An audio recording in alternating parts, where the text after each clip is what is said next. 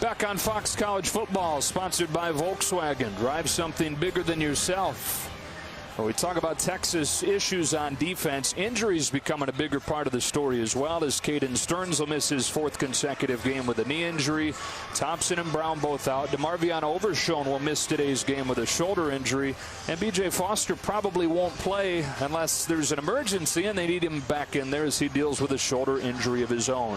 For more on this Texas defense, here's Bruce Feldman. Joe, for Texas defensive coordinator Todd Orlando, the most frustrating issue has been the tackling problems. He said when you're dealing with so many young players, he said there's going to be some internal hesitation where you're worrying, am I going to get beat? He said as a coach, you always got to be mindful of that, because if you keep talking about missed tackles, that's probably only going to lead to more missed tackles. So all you really talk about is running to the football and to try to get 2 or 3 guys all around them. He said right now, this has been a major psychology class in terms of these younger guys. The message we keep harking on, just cut it loose, man. That's the biggest thing. We're going to make you a great player, but you can't fear anything.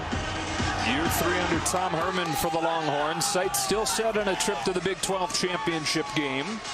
And at number 15, the highest-ranked 2-loss team in the country. Gary Patterson's team with its first home game in almost a month, hoping that it's what the doctor ordered, having lost 3 of the last 4. Off we go in Fort Worth with Texas winning the toss, deferring to the second half, and TCU ready to begin at the 25-yard line with the true freshman Max Duggan out of Lewis Central High School in Iowa, where he played for his father. 11 total touchdowns, no interceptions, and like you talked about off of the top, he has shown some big things on the ground. How about this run last week at Kansas State? I think it surprised everybody, maybe even surprised Max a little bit, but he is a strong kid. He's strong in the weight room. It's carried over onto the field. And you could see this play just elevate the confidence of the people around him. And to me, that's one of the biggest keys. Got a good O-line, got some excellent wide receivers and a good run game. He's just got to elevate the people around him. First play of the day for the Horned Frogs is a Darius Anderson run, and he gets a few. Stop made by Juwan Mitchell as we take a look at the TCU starters on offense. And the left guard, Cordell Awagwu, is the captain of that group. He has the presence. There's 4 seniors on that offensive line, and Jalen Rager, he's the explosive maker on the perimeter. Back-to-back run plays. Anderson gets tripped up by the corner to Sean Jamison. Part of this Texas defense that has struggled a ton. 638 yards against the Longhorns last week by Kansas in a 50-48 win. Big third down here. Confidence of a true freshman. Confidence of a defense that was shaky a week ago. They bring Shewo Olanalua into the game at running back. Tay Barber lined up in the backfield as well. Opening drive, 3rd down and 5. First throw for Duggan. He finds the crosser. Wide open Jalen Rager for a first down to the 40. And you see a big pocket there. Been one of the challenges with this Texas defense. Malcolm Roach, he sets the tone on that defensive line, but they've got to be more active when they rush 4 and get home. Joseph Asai's got an engine that never stops. Sideline to sideline, plays as hard as anybody in college football. And Brandon Jones, one of the last men standing, the captain of the defense on the back end. A lot of inexperience around him. He is the only upperclassman on the 2 deep in the back 8. We're talking 16 players, and he's the only junior or senior. Anderson tracked down from behind. He gets a yard. Stop made by Montrell Estelle. And you're talking about TCU offensively. You got a true freshman quarterback. You've got 2 really good running backs, and so they lean on this ground game, averaging 240 per game. That's 12th in America. 4 seniors on your O-line. I'd add in 2 pretty physical tight ends as well. 58% run for the one-time air raid quarterback and air raid system guy. Playing to the strengths of your group. Sonny Cumbie in his 6th season at TCU. Rager the motion man on 2nd down and 8. Here's Shewo Olanalua, 6'3", 240 pounds, tumbles near midfield. Estelle with another tackle. The numbers for Texas defensively, especially over the last 4, unsightly. Troubling. And really, in talking to Todd Orlando, just caught in between. You bring pressure, you get the big play against you. You sit back, and what they're doing right now, they're putting their cleats in the ground. You're not seeing a lot of disguise, just trying to get lined up. And as Bruce said earlier, let the guys cut it loose. But when you do that, you've been getting gashed as well, just in between, a place you never want to be. TCU, one of the best 3rd down teams in the Big 12. 3rd and 1 here. Rager coming in motion. It's Alana Lewis straight ahead. He's hit in the backfield, and it doesn't look like he got it. Texas defense stands up here on 3rd and short. It was a middle backer, Juwan Mitchell, the junior college transfer this June, that just pulled the trigger. Enough penetration early, but number 6 did exactly what Todd Orlando's asking his guys to do, and that's to play aggressive with a huge stop. And you can hear the locals, they don't like this decision on 4th and 1. What do you think? I think this is the right decision. Yeah, I think you've got to play to some of the strengths of your group, and it's certainly Gary Patterson's defense. But I'd also be on high alert here if you get the look you want in that defensive group here, if you got a fake in your back pocket. Jordy Sandy, freshman punter, sends it away to Brandon Jones. Fair catch, and Texas will have the ball for the first time with Sam Ellinger on the other side of this break.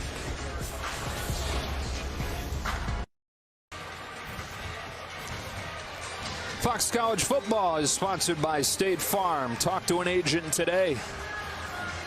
Now by the Ford Expedition, built to be better big.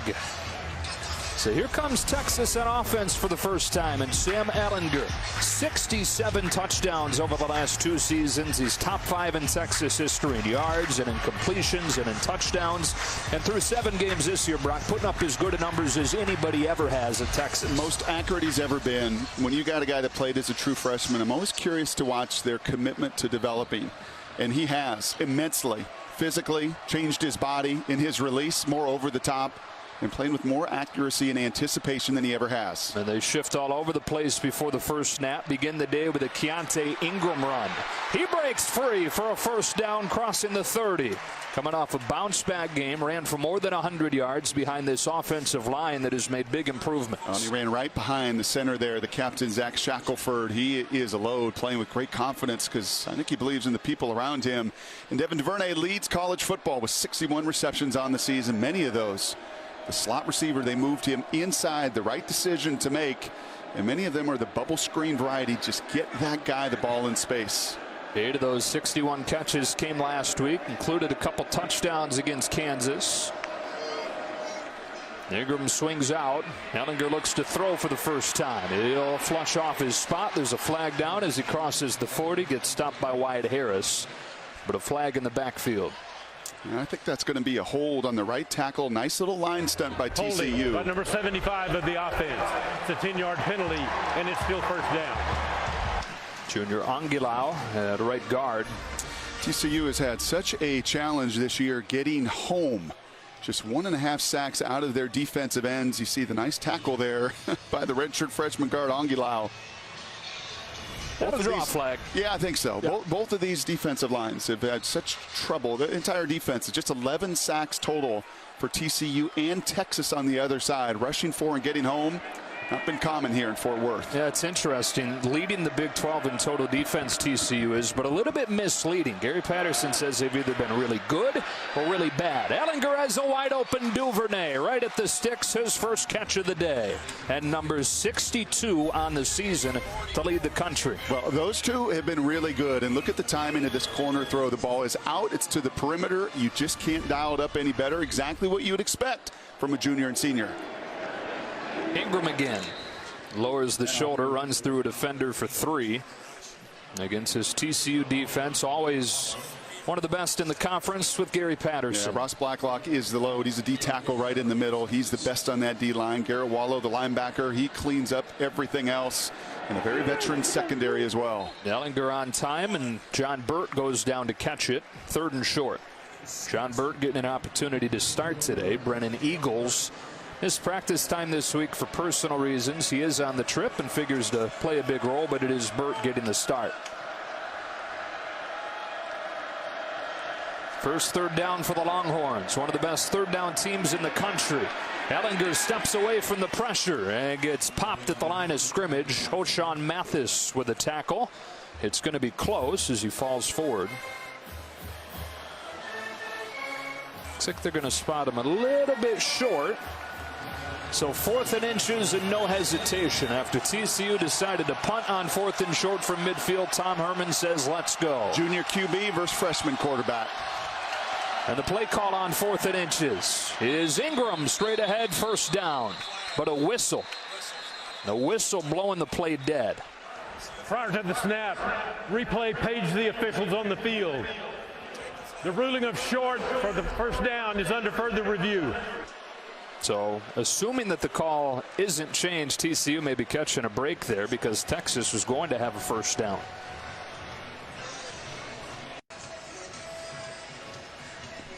Well, still taking a look at this on replay. But by going back and looking ourselves, looked like maybe he had gotten enough. And it wouldn't be a surprise to see them overrule this upon replay and give them first down. Yeah, and just mark the number of times situations today. Red zone, third downs, big moments where you're going to see Sam, I think, do this. Design QB run. A good call by Gary Patterson. Wallow's there to make the tackle. Sam makes a miss, and you're going to see here on the tackle, he's laying on top of the body. The hand and wrist are attached. Got to be the forearm down. After further review, the runner made the line to gain at the 45.5-yard line. It's a first down. So they do reverse it on replay. Not often you see that. Usually it's going to stand when you're talking about the matter of inches on spots. One of the top offenses in the country so far this season converts. Yeah, and that just shows you the belief, right? It is telling somewhat those short yardage situations around midfield. The belief that Herman has in Ellinger, and don't be surprised here, this is a perfect shot zone between the 40s. Better than 40 points per game. Best at Texas in more than a decade. They scored 50 last week. More than 600 yards in that win against Kansas. Move Cade Brewer tighter to the formation. John Burt screaming out there from the wide side, wondering what's going on. It's Ingram spinning his way across the 40. And what's going on is Sam's looking at the defense there. The two safety look in the depth of those safeties. He changed what probably was a pass call into a positive run play. Quickly back on the ball. Bubbled it outside. Here's Duvernay hoping for some blocks in front. Won't get him. It's third and short. One of the games within the game here, one of the stories within this game is that veteran quarterback in Ellinger you're talking about against Gary Patterson. That's right. And a veteran secondary. 4 seniors that start in that TCU, and you can see the ranks defensively in conference. They've had a couple hiccups on a wet, sloppy field up in Ames, Iowa, where the Cyclones got after them. SMU in this building. Some short fields, but by and large, this has been a sound, stout defense. Third down 3 for Texas. There again, Ellinger IDing the defense, making a call at the line with 5 to snap it. Back to throw, facing pressure, stands in, floats one, back shoulder, what a catch. Colin Johnson, who had a huge game against TCU last year, brings it in for 21 and a first down. He just crushed him. Plays just like this. Third downs, fourth downs, touchdowns. That elbow's in. Clearly, he possesses the ball. A nightmare matchup for the undersized corner. Ellinger on the roll, pressured from behind, and will throw it at a bounds, 2nd and 10. You know, it's interesting. You brought up just the senior, right? Or junior, excuse me, in Ellinger. It feels like he's a senior. He's been here forever. But just this back and forth with Gary Patterson, you love it. That's the growth and development, why they're so good in the red zone. And actually an area where TCU has been weak. But you know that Sam loves this matchup because it's not just about knowing his offense. He knows it inside and out. It's now about attacking that defense. That's where the growth has been in his game.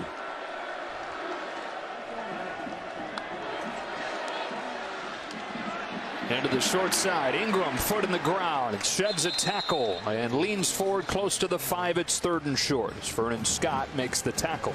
Young quarterbacks, Max Duggan on the other side, just want to know your own offensive play, your own personnel. Veteran quarterbacks start to attack the weaknesses of defenses. They empty it out for Ellinger here on 3rd and 3. He'll run it straight ahead. He's not going to get it. So a gain of 2, 4th and 1, and another early decision.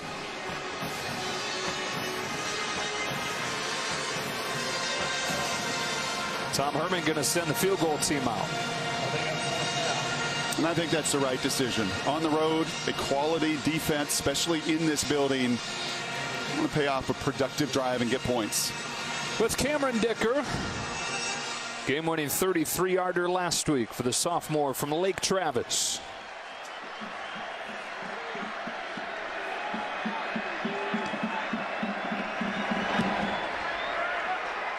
He's got it. So Texas strikes first here in the 90th meeting between Texas and TCU.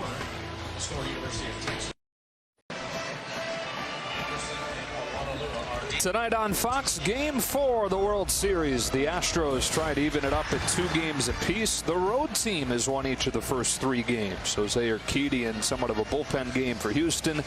Patrick Corbin counters for the Nationals. They go 80 yards in 12 plays and settle for a field goal for the game's first points.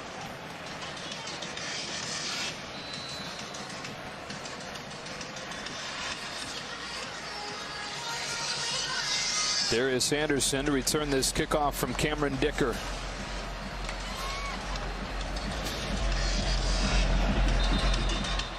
Yeah, fell off of the tee. I think we had that much wind today.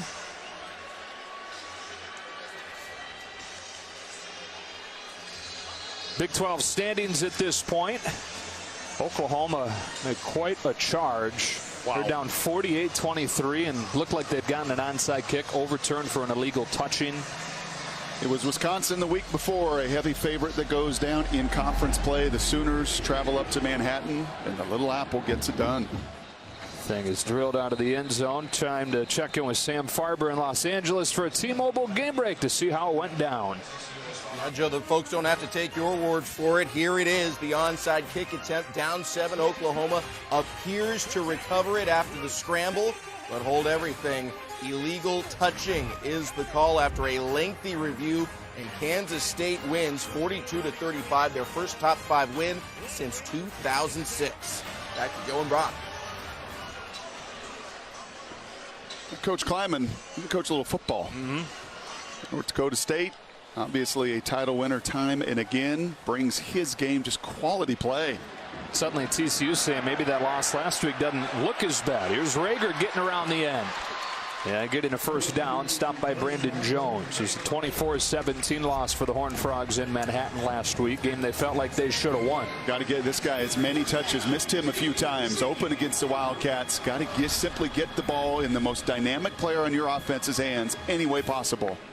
4.29 in the 40, one of the fastest players in the conference. Here's Duggan running for the first time, and the freshman angles out of bounds with a first down. Not surprised to see this commitment to the run. That's now 7 runs to 1 pass. You want to run right at these Longhorns. They've given up over 200 yards rushing. The last couple weeks been a struggle on that side to get off blocks, run right at them. Given up 5 100-yard rushers in the last 4 games. That included Puka Williams last week going off 190 for the Jayhawks. He is some player, by the way. From the 47, Duggan back to throw. Clean pocket, floats one down the middle. It's intercepted by Brandon Jones. A flag down after the pick as Jones brings it back near midfield. First interception thrown by Duggan. Well, remember I talked about young quarterbacks simply learning their play, and it's kind of difficult to learn the intricacies of what a defense is trying to do to you. Well, that's case in point. And you can see the shaking of the head. Can't believe it. That's the first pick of the year. Texas just runs 3, rushes 3, drops 8 into coverage. And that's a young quarterback that isn't attuned to exactly what's going on in coverage. And again, it seemed like the flag came after the interception. After the interception, a blindside block by number 44 of the intercepting team. It's a first down. It's on Tyler Owens. So the interception stands, but this penalty will bring it way back. Yeah, well, look at the clicker here, and this is just too deep by Texas. And I bet you that's what Max sees. He does not see, though, the safety right here. Brandon, that's sneaky, right? He's the 8th extra defender, just rushing 3. I don't think Max ever sees them. He sees those safeties split, as any young quarterback does. Study the safeties first, sees the safety split, but then you got to find the underneath coverage. And the captain, Brandon, he baits them, right? He's sitting there at a linebacker level, and you can see the penalty there, the blindside block pretty clearly by the true freshman Owens. Brandon gets underneath that seam route. And another learning lesson for a true freshman. But if you're Duggan, your eyes are wide, right? You think you've got it there. No question. Out of the middle of nowhere, Jones gets his 2nd interception of the year. You got to confirm what you see pre-snap, post-snap. TCU bringing pressure. They run away from it with Ingram.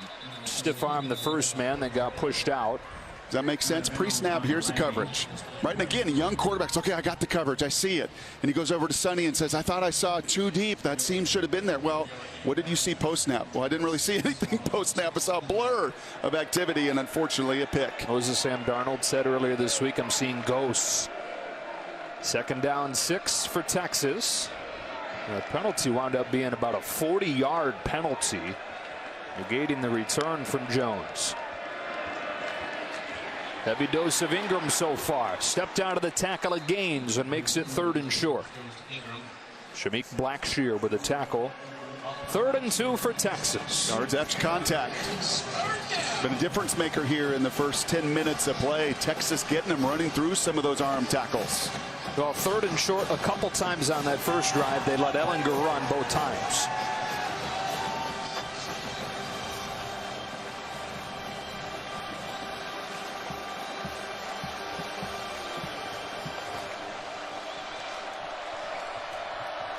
See where they go to on 3rd and short again. Ellinger back to throw. Pressure from the secondary. Another missed tackle. 2 on that play, leading to Ellinger getting a 1st down and a gain of 9. How about that? And I think Texas fans are going, thank you. This is what we saw last week trying to tackle the Jayhawks. Couldn't get it done. Ennis Gaines, wide open. Perfect play call for Gary Patterson. Can't make that tackle. Can't make the second. And Sam makes you look bad. He'll float one. He's got Jake Smith. Incomplete off of the hands of the true freshman. Boy, what a route. You don't see that very often from Jake, the National Player of the Year, the Gatorade National Player of the Year. Don't think the sun was in his eyes either. He runs a beautiful seam route. A little slant move early in that route and just off the freshman's fingertips. And not an easy catch, nope. Right, when you're adjusting over the shoulder like that, but one that Texas fans already have come to expect him to make.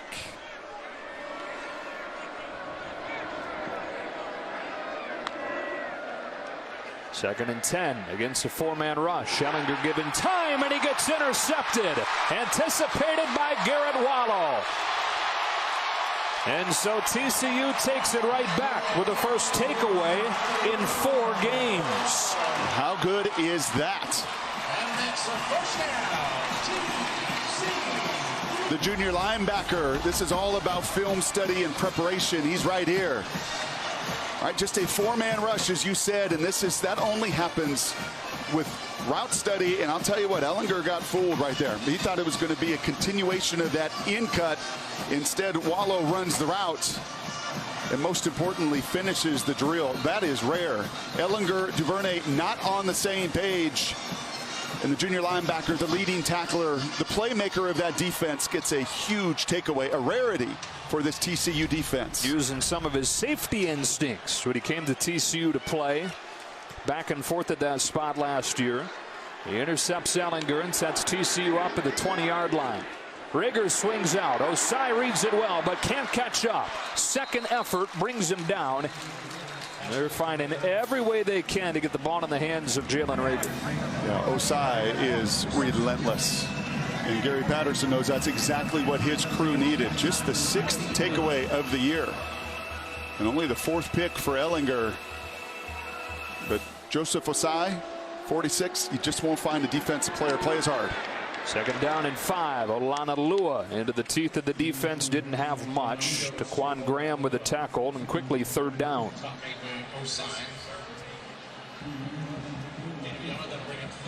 Big play here for Todd Orlando. He's been very base through this first quarter. And by that, not a lot of pressure. He's just trying to get these young players comfortable, especially in the secondary. He loves to blitz. They do it as much as anybody in college football. Nearly 47% pressure on the season. But thus far in this first frame, trying to just let his guys cut it loose. They're searching for some pressure, a lot like TCU defensively. Just 1 sack for Texas over the last 3 games. On 3rd and 4, Duggan heaves it out of the back of the end zone, feeling the pressure from the senior Malcolm Roach. Captain and the leader up front for the Longhorns, makes it 4th down. Yeah, Duggan takes a pretty good shot here after he delivers it. Finally, the Longhorns bring a 5th defender. You're going to see the hands to the face there. In the NFL, that is a penalty. That is a fine. That's a penalty. Can't hit quarterbacks at the next level like that, Malcolm. But he takes care of business against Duggan. No chance with the unblocked Roach in his face. And so Jonathan Song, redshirt senior in his career inside 40 yards, is 27 for 28. This one from 32. Out of the hold of Jordy Sandy. Right down the middle to tie the game at 3. Late in the first quarter, all tied up here in Fort Worth.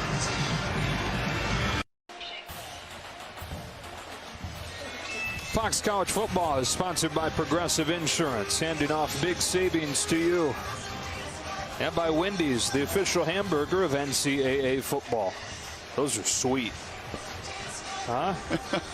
Take a look at the one to watch, sponsored by Credit One Bank. Joseph Osai. I mean, we talk about the defense having a tough season as a unit, but Joseph Osai, their leading tackler, doing some good things. Yeah, and I'll take Todd Orlando at his word. This isn't about want to. When you watch the effort of Osai and many of the guys up front, they are playing hard. It is just at times being out of position. It's very poor tackling, which you have not seen in this first quarter. They have been the better tackling team between the two. And Osai is a joy to watch because you feel his joy to play this game. Deshaun Jamison, who has a kick return touchdown this season, waits back on Griffin Cowell's kick. Fair catch taken by Jake Smith, and Texas will begin at the 25-yard line. Time now for More Than a House, sponsored by Rocket Mortgage by Quicken Loans. When it opened, seated 22,000 back in 1930. Hell's Half Acre, they call it, now 46,000 plus, and in the middle of a $100 million addition right now to the far side of the field. That's what it's going to look like when it's done. Really adds to the big-time feel of the place, them putting that up. Where would we have called that game in 1920? Where was with the fans? Where was the booth? Tied at 3. Beautiful place. Beauty. Just a perfect day for football in the upper 60s. Well, yesterday wasn't looking good. One of the coldest days in months here. They start this drive with the first touch for Roschon Johnson. What a story Roschon Johnson is. True freshman and a highly touted quarterback recruit. But running back after running back goes down during training camp with an injury. So Roschon Johnson shoots a text to Coach Sherman and says, hey, can we talk? I want to move to running back because I see that's what the team needs right now. He was an emergency option at that point, but has turned into one of their best options and is burning his red shirt as that's tossed incomplete wide of Elvante Woodard. It'll be 3rd down and 8. He was 3rd in the depth chart when they moved him. Another injury opened up a roll. And then they had another decision to make. Do you want to shut it down at 4 games in red shirt? He said, no. You need me right now. I'm going to keep playing. That's a true freshman. Incredible maturity. 3rd down and 8. TCU showing pressure. They're going to bring it. Ellinger gets rid of it. Incomplete. Was the contact early? Doesn't look like it with the coverage from Trayvon Merrick. Intended receiver Cade Brewer, 4th down. Ooh, I think he was a little bit early here. But a bang-bang play, and the officials are going to let him play. I like Merrick. He is a young safety that is growing into it. You see that body contact early. That's way early. Yeah, I'm surprised. And usually those back judges see that contact before the ball gets there. That's what you're looking for. Does he impede, in that case, Brewer's opportunity to go get it? I think he does. That's got to be a penalty. TCU is 2nd in the country in 3 and outs. Forced their first one today, and Ryan Buchevsky out to punt.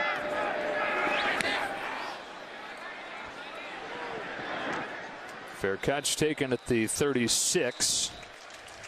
And that's where TCU will have it. 90th meeting between these programs. First one was in 1897. Texas last year, 31-17 win in Austin. TCU had dominated in the years prior, though. They had won 4 previous meetings, all by at least 3 scores. And they have rolled Texas each of the last 2 meetings here. Yeah, and you called that game a year ago, and that was 16-10 nearly in the 4th quarter where Colin Johnson caught a huge touchdown pass, and then they really stepped on the accelerator in the 4th quarter. Quarterback issues the last few years for Gary Patterson. Played good enough defense to win a bunch more ball games, but just have to get more consistency from under center. Freshman quarterback Max Duggan hands it off to Shewa Olanalua. He gets 5 for more on Duggan. Here's Bruce Feldman. Joe, landing Max Duggan out of Iowa was quite a coup for TCU. This is a kid who had a lot of recruiting traffic. Had Georgia, had Penn State. The Penn State coaches thought he might be another Trace McSorley.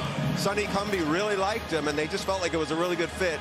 Cumbie had an interesting comparison for him. He said, you know, just a really, really mature, intense kid. Reminds him a lot of his old teammate Cliff Kingsbury in terms of his makeup. 2nd down and 5.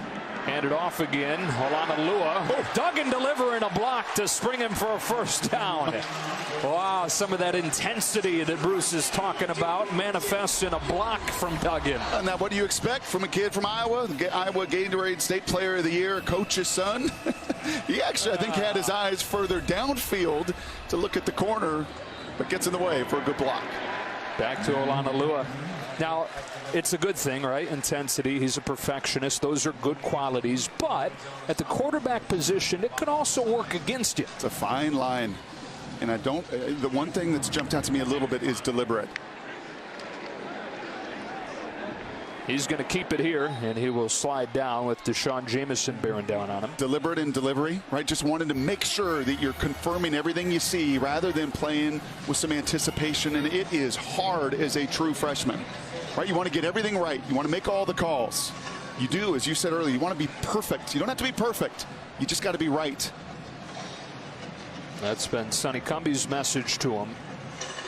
We'll let that 1st quarter clock wind down, and they'll discuss this 3rd down and 5 play as we get ready for the 2nd. 3-3 after a quarter in Fort Worth.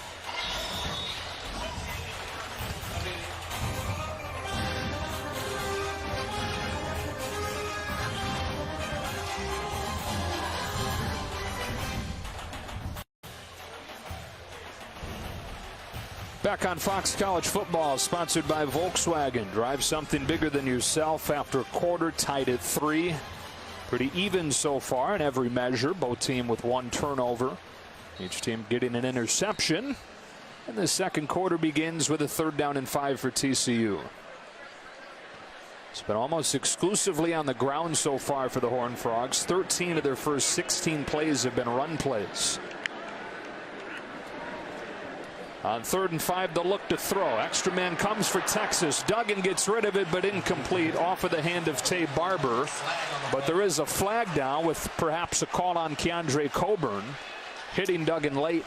Yeah, in driving, I think driving the freshman into the ground. A personal foul, roughing the passer by number 99 of the defense. So not as much late. 15-yard penalty and an automatic 1st down. As it was the way that he finished. And we saw the contact earlier, Roach to the helmet.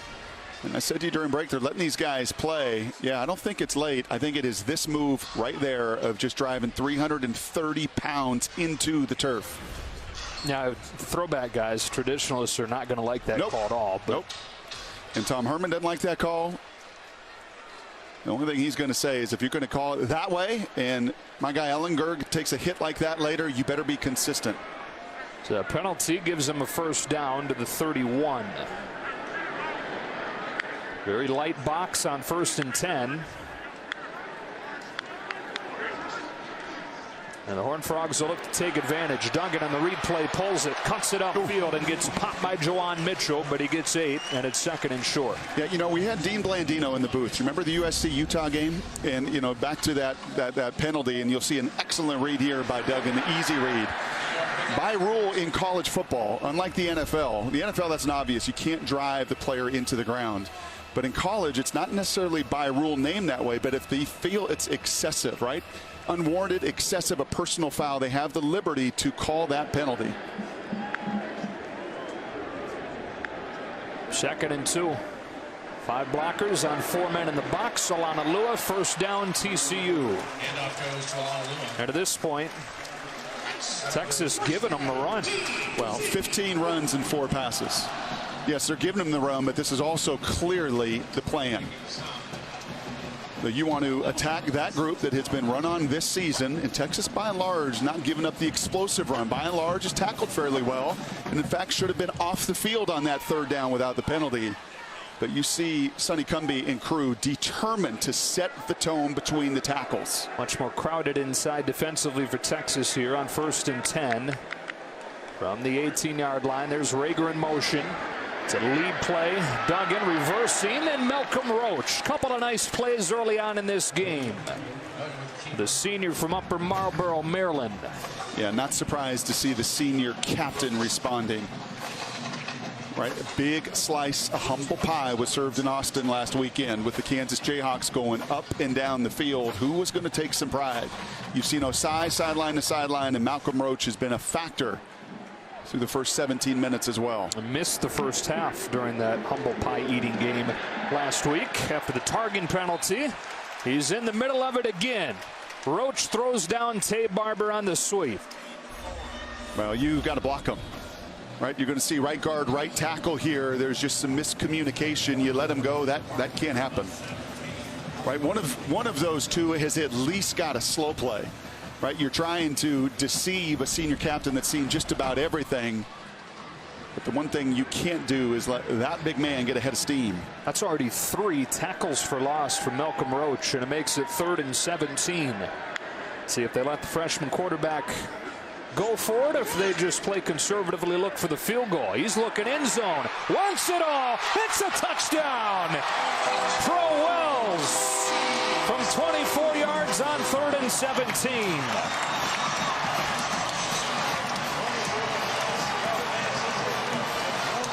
Well, we saw the interception earlier on a seam route, and this time there's going to be no middle defender that gets underneath this seam.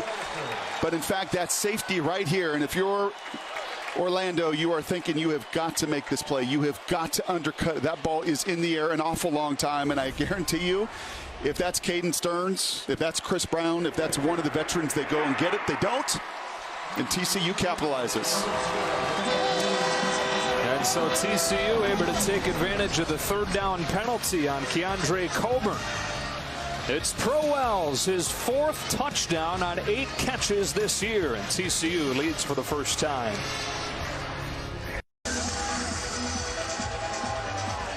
Eight catches for Pro Wells this season, 4 of them for touchdowns. It leads TCU, and the Horned Frogs lead for the first time. Will that be slugging percentage? Pretty good slugging percentage. Yeah, some damage being done. It gets paid these days. Number 10 for Duggan. That matches Andy Dalton for the most by a freshman in TCU history. The thing where there's a huge edge for Duggan is that Andy Dalton had 11 interceptions during that freshman season, and Duggan has thrown just 1. It was earlier today. Cole Bunce kicks it out of the end zone. Yeah, we're back at that touchdown throw. We start the show today just talking about that depleted secondary, and Montrell Estelle here.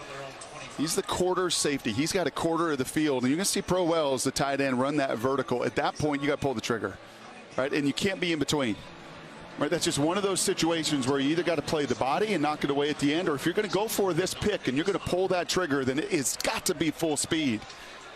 But you're talking about a kid in Estelle that was the 3rd string safety coming into this season, forced into action because of all the injuries, and TCU makes him pay. 5 DBs out because of injury this afternoon for Texas.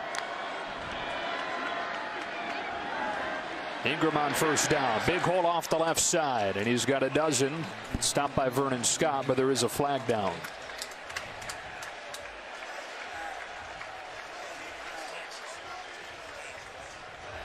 Holding by number 73 of the offense.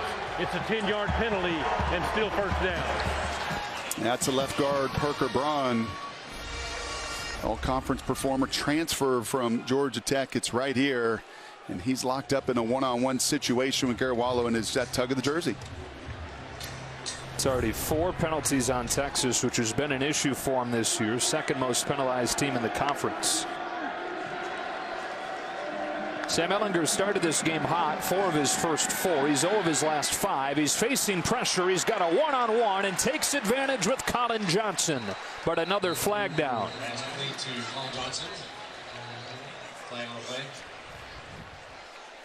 Cooper Castleberry, who's in his 42nd year as an official. 42nd and final, and earning that paycheck so far today.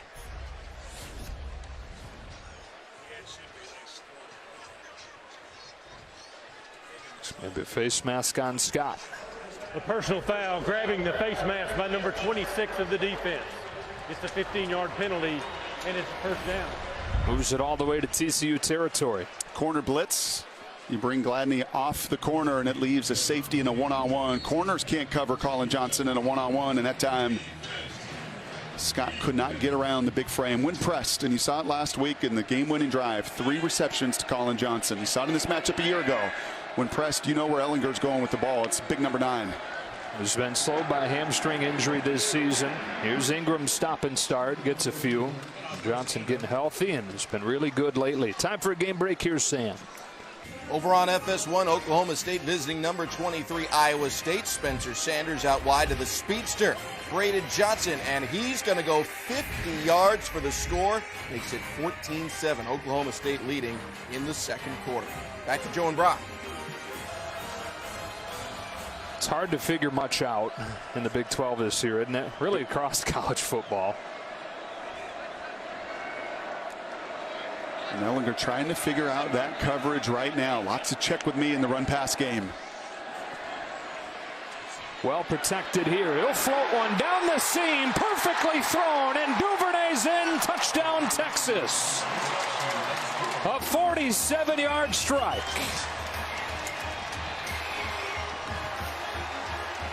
Well, we saw those 2 earlier miss on a little option route for an interception. You're not going to miss on that, and it's Duvernay's speed. It is the second gear here, right there, out of his cut. A little out cut right to the vertical. And those two have largely been on the same page this year. Duvernay, the country's best in receptions per game, puts another touchdown on the board. And that move by him from outside into the slot plays perfectly his senior year into his skill set. Been a monster. This game is tied at 10. These teams matching one another so far. Field goal, touchdown, touchdown.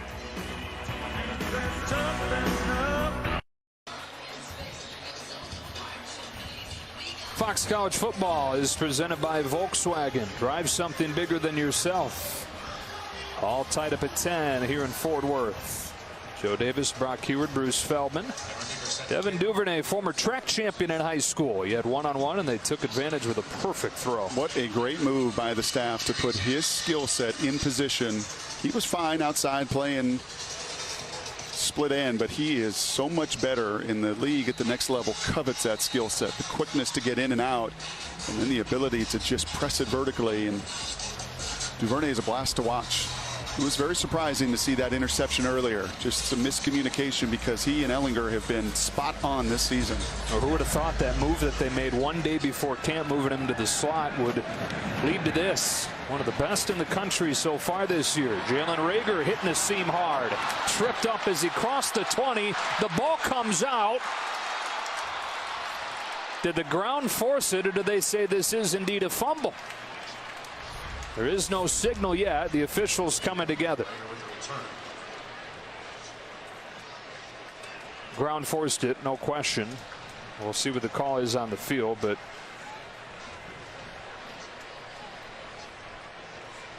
one way or another, this is going to be TCU ball. They're going to say Texas football, but the ruling on the field is a fumble recovered by the kicking team. First down. So they say that it's a fumble. I guess the one question becomes, was it his forearm or was it his wrist? Because the wrist is an extension of the hand. Correct. And if it's his wrist that hits the ground, it is a fumble. The ruling of a fumble is under further review. The wrist bone's connected to the forearm bone. And, yeah. Football's connected to the. Where is this? Is this the wrist or is it the forearm? You know what? Based on that, I think this is the right call. Dean Blandino, our rules expert, watching in Los Angeles. What do you think, Dean?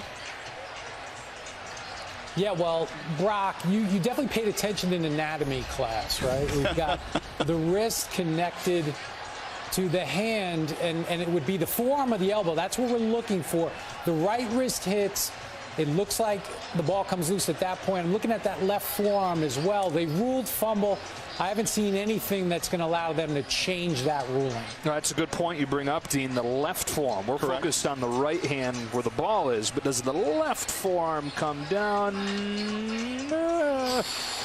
It's close. Ooh. But again, key as always is the call on the field is fumble. Isn't that amazing, those officials? their ability to see that. And Jalen is one of the fastest. He and Duvernay are both 10-2, 10-3, 100-meter guys. And for those officials to be on the spot so quickly, as fast as that is moving, and be able to gather together and make that call and determine at that point it is the wrist. And I just don't think there is enough there with that left forearm to overturn this.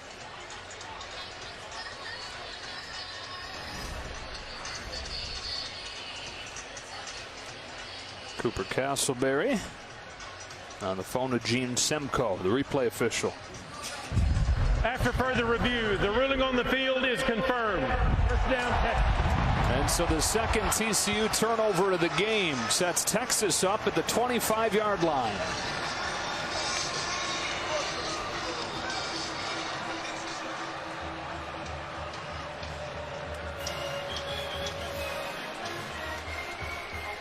Great job by the officiating crew to get it right on the field. It's confirmed by replay, and from the 26 officially, the Longhorns take over. On first down to the short side, Ingram. Not much there. He gets maybe a yard. 2nd and 9 coming up. This is where I got to be very concerned about Colin Johnson and Duvernay. Those two guys cannot beat me right now. You're in the high red zone. And if you're Tim Beck and you're Tom Herman on that side, where is the matchup advantage? Where is the two that have done so much damage the last couple years to this TCU secondary? 2nd and 9. Ellinger off play action, gets rid of it just in time, and there is Colin Johnson. So they did take advantage of the big target. His 3rd catch already, goes for 15. Yeah, he likes this matchup. He's liked it the last few years, and he likes it his hamstring, and you could see his legs. He's just back to 100%. And TCU just does not have an answer on the perimeter for his size. Ellinger rolling, turning the shoulders, eyes on the end zone, lets it go, and it's broken up by Gladney. What a good matchup that is. Colin Johnson against Jeff Gladney, TCU's most experienced player. Well, that is where the undersized DB can make it happen, running across the field. Does a nice job, is allowed to have that right hand on the hip as long as he doesn't turn the receiver. And the savvy senior knocks it away at just the right time. It's the blockouts, it's the jump balls, right? It's when Colin can get that DB on his back, it's advantage Longhorns. Bunch of pre-snap window dressing here for Texas in front of this 2nd and 10 play. They go back to the ground. Ingram stopped by Scott. 3rd and 7. And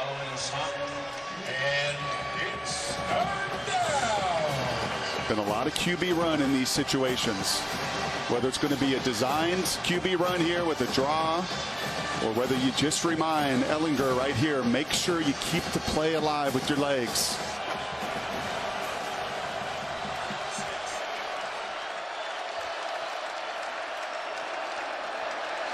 Out of an empty set on 3rd and 7. Putting pressure. Ellinger floating, end zone, incomplete. Colin Johnson jousting with Jeff Gladney. And after he had a reception for a 15-yard gain earlier on the drive, Gladney wins the last 2 matchups. Yep, and you got to get in the body. If you're undersized and you're giving up 4 or 5 inches and 20, 30 pounds, a savvy play once again by Gladney to get right into the body of Johnson early and not allow him to block you out. Well done. Another opportunity for Cameron Dicker.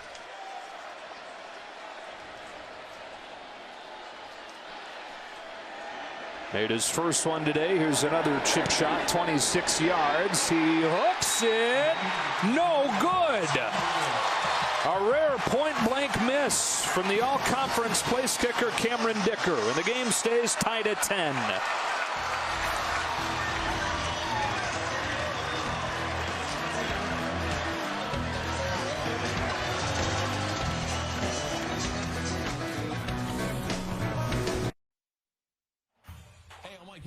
Hey, I'm Mike Hill coming up on the State Farm halftime. A major upset for the 3rd straight week. Oklahoma falling to Kansas State. Plus, we'll have highlights from Ohio State's statement win over Wisconsin. So join me and Robert Smith at the half. Right now, Joe and Brock, back to you. All right, Mike, TCU able to dodge a bullet there. The turnover on special teams doesn't lead to anything as Cameron Dicker misses the 26-yard field goal. Horned Frogs back on offense. Duggan into the flats. And Carter Ware gets hit promptly by Brandon Jones. Well, they're playing hard. That was going to be exactly what Texas wanted to see. As the kicker looks on, and I think Cameron thinking, well, good thing I didn't hit that kick for the game winner against Kansas a week ago. Flushed that one. We were talked an awful lot about these Longhorns and knew what we had in Sam Ehlinger. Would they be able to play defense? Would they be able to pull the trigger? Would there be much more effort on this side of the ball? And definitively, the answer has been yes in this first half. It's 103 yards for TCU so far. Midway point of the second quarter. Texas showing pressure off of the edge of the top. They're going to run into it. Darius Anderson trying to get around the corner. Estrell hit him first, and then Jalen Green angled him out, 3rd and short. They've done that a number of times with their corners today. Boyce, Jamison, all of them. Estelle that time chasing the play down, but that corner being very active in the run game. Making sure there's enough eyes committed defensively to play as a whole unit. Something that was a challenge for Todd Orlando's crew a week ago. A week after giving up 638 yards to Kansas, 109 so far against TCU. And they're reading the same clips and hearing the same things that fans are throughout the week. They know that they're looked at as the weak link. Taking some pride in it. On 3rd and short, blown up by Marquez Bimage. The junior from Brenham, Texas, makes it 4th down, and they are playing really well so far. Yeah, look at the late line stunt. A, I like that. B, look at the penetration of your big nose tackle. He forces that run to bounce just a little bit. Want to run it between the tackles. Coburn gets the push, and Bimage gets the finish. That is team defense. What you did not see a week ago. Could not defeat blocks. We're getting blown off the ball. Not the case in Fort Worth this afternoon. And this is against one of the top run offenses in the country. Sandy to punt it. Jake Smith waiting back. They're coming after it. He gets rid of it, but it is a bad one. Out of bounds, not even reaching midfield. So Texas with great field position in a 10-10 game when you come back. Texas is a place Fox College Football is sponsored by Charles Schwab. Own your tomorrow. And by AT&T. All tied up at 10. You mentioned it a few minutes ago, Brock, but Coach Herman said in 20 years of coaching, Sam Ehlinger is the most improved he's ever seen in terms of mechanics over the course of his career. Yeah, look at him 2 years ago to today. It is just getting on top of the football. Was a pusher of the football 2 years ago. Not anymore. And by getting on top of the football, he's so much more accurate, especially these shots down the field. That was the touchdown pass.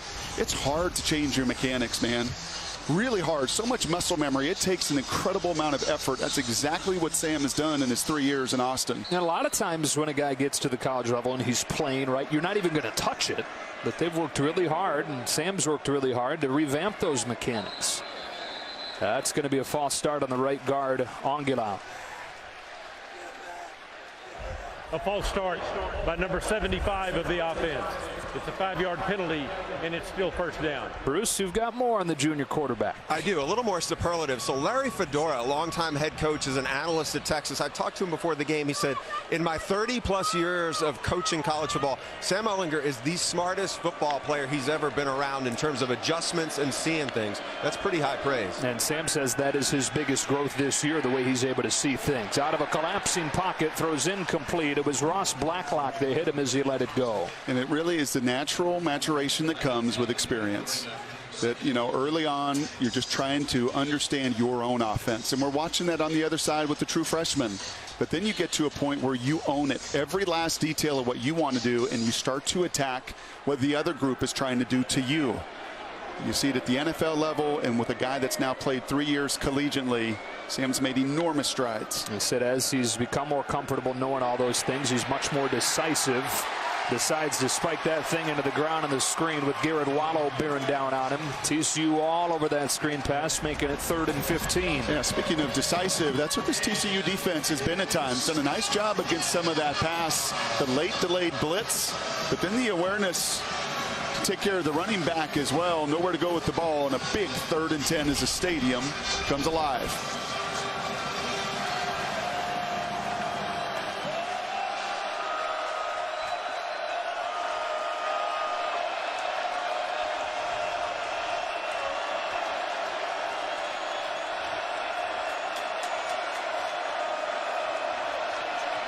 Pressure coming on 3rd and long. Ellinger heaving, far side of the field. John Bird is out of bounds with the coverage from the freshman Keon Stewart.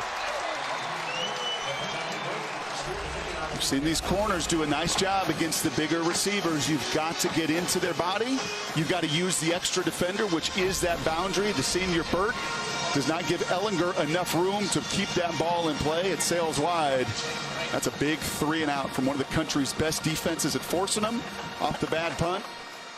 Job well done by the Horned Frogs. Yeah, the punt, by the way, officially was just 14 yards. And so TCU able to avoid points against them after the 14-yard punt, able to avoid it after the turnover. It says tied at 10. As Jalen Reagor runs up on this one. It bounces inside the 10. Well done by Ryan Buchevsky, and down to the 2 by Brandon Jones. Time for our Drive Bigger moment of the game, brought to you by Volkswagen. Drive something bigger than yourself. Here's Bruce. Joe, TCU reserve offensive lineman Kelton Hollins is the president of an organization called Spark. It's an organization started by TCU football players to provide motivation for local youth on the importance of education and working in the community. In May, he actually spent 2 weeks in South Africa studying and doing some women's empowerment programs. He's been accepted into grad school here. He's going to get his master's, and he told me he plans to get his PhD, wants to be a professor. I asked him, where does all this come from? He said, college is such a beautiful place. I've had great mentors, so why not do that for other people? One other thing, guys on the teammates joke, or at least kind of say, this guy is going to be the future governor of the home state Louisiana someday, and he doesn't really shy away from that. Great stuff, Bruce. TCU backed up here from its own 2. Out of the shotgun, it's Anderson getting just 1. He got tripped up by Jalen Green, who Texas gets back this week. And we talk about all the injuries in the secondary. Green has missed the last 3 games with a dislocated shoulder that he suffered against LSU. So they've put a few more guys on the shelf. Very excited to get Green back. And once again, that is the corner all the way from the field that has eyes into the backfield. An adjustment TCU has to make is take advantage of these corners that have been very active in the run game. Not a comfy spot for anybody here. How about a freshman quarterback? 2nd and 9 from his own 3. They look to throw out of his own end zone. Yeah, it's incomplete. Nowhere close to Valence Hunt, who is defended by Green. And it's 3rd and 9. What a difference a couple punts make, right? In a closely contested game, and good coverage by Green on that out route. But you see the punt there by TCU for 14 yards, and it just puts their backs for Sonny Cumbie and his freshman right up against the wall as Texas executes on their side. The phase of the game we spend nearly enough time talking about is that special teams phase and the valuable real estate you can gain and lose. Longhorns trying to take advantage of Buchevsky's great punt. 3rd and 9. Against a 3-man rush, he's in trouble. Able to keep it alive. Duggan with his eyes downfield. Needs the 12. He's going to get there. 1st down TCU. He was dead to rights in the end zone, but able to get away to extend the drive. And you sit with Sonny and Gary yesterday, and these are the kind of plays that just put a smile on their face. An excellent rush by Roach. Nearly gets home. He goes to the face mask. You can see the adjustment. Yeah, that's got to be called there. The wherewithal by the freshman to readjust the helmet, to reset, to know where he is on the field, and then enough athleticism to gain those 10 yards. Huge play there as they try to shift the field position at the very least. Fresh set of downs from the 14. They just barely get it off. Here comes Alana Lua. Time for a game break. We send it back to Los Angeles. Top 10 showdown in the SEC, and number 2 LSU first to find the end zone. Joe Burrow to Terrace Marshall Jr. 20-yard touchdown. It's Burrow's nation-leading 30th touchdown pass of the season. LSU up 7-3 on number 9 Auburn in the 2nd quarter. Back to Joe and Brock. All right, Sam, tied at 10 here. 4.5 left to go in the first half. 2nd down and 7.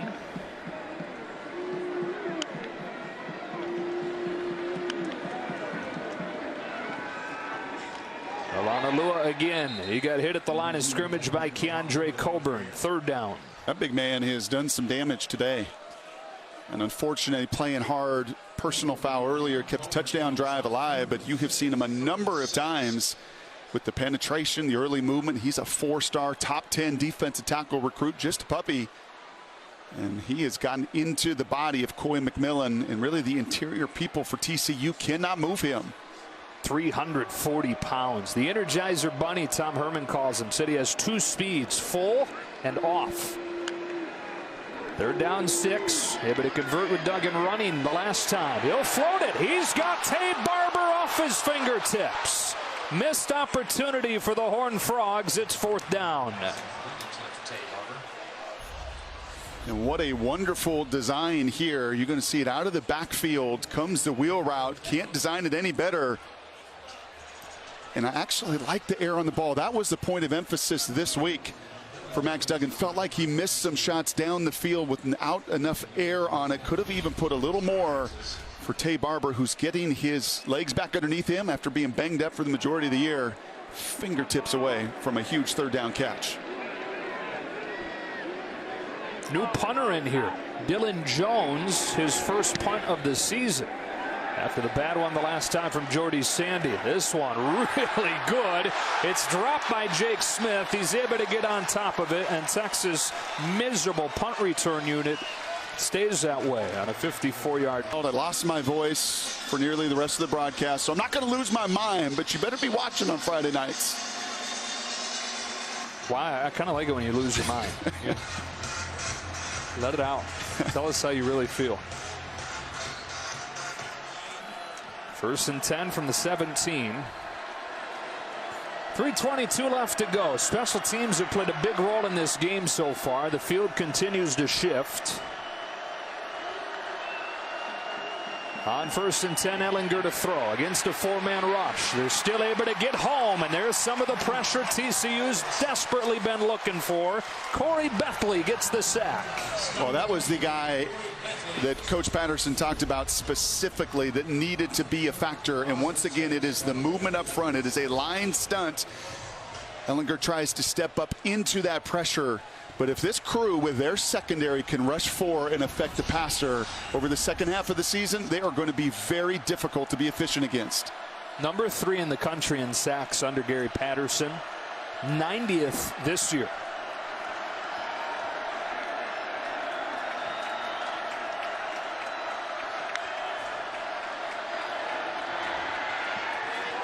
Ellinger down the sideline. Johnson incomplete. Coverage again from Gladney. And it's 3rd and 16 for Texas. He's a good one. He's going to play at the next level.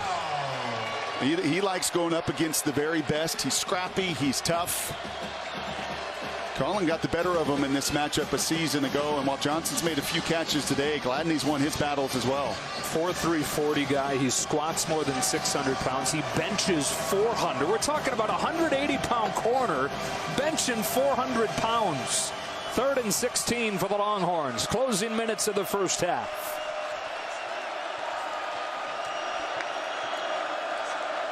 On 3rd and long, they'll trust the veteran quarterback. Steps into pressure. Wants Johnson. He's got it. Inbounds and a 1st down. Wow. That was an incredible throw. 5-man rush bearing down into Ellinger. He has one spot to throw it. The guts to throw that on 3rd and 16, and then ultimately the trust to believe your big receiver can make a play big time. Easier to trust when the guy on the other end is 6'6" like Johnson. They're going to blow this one dead. And take a look on replay. The ruling on the field is under further review. So just over the top of Jeff Gladney. Let's see, did Colin Johnson control this?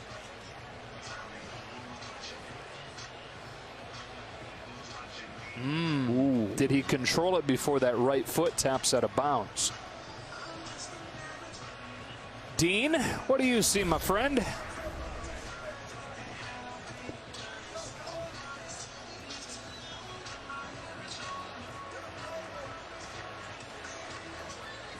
Appears to still be on the ground, inbounds. It's close, but I do to still be on the ground, inbounds. It's close, but I do to still be on the ground, inbounds. It's close, but I do to still be on the ground, inbounds. It's close. I think Dean is broken. Some water in the wiring. Man, it is really close. Really close. Does that left foot stay down on the ground while he adjusts that? Right, and this is where the call on the field, I think, is so essential. So the real question becomes, at what point does he have control? Yep. When he threw that ball, Ehlinger, I thought there is no way. Gladney is dropping underneath that corner route. There are two Horn Frogs there. There was one spot After to put further it. review, the ruling on the field is confirmed. First down. So a big throw and catch. Sam Ehlinger to Colin Johnson. 25 yards and a first down for Texas. And for Colin Johnson, after the big game against TCU last season, 4 catches for 83 yards here in the first half.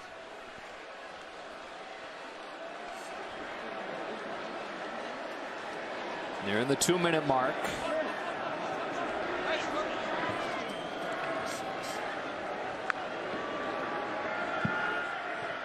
They bring just 4 again.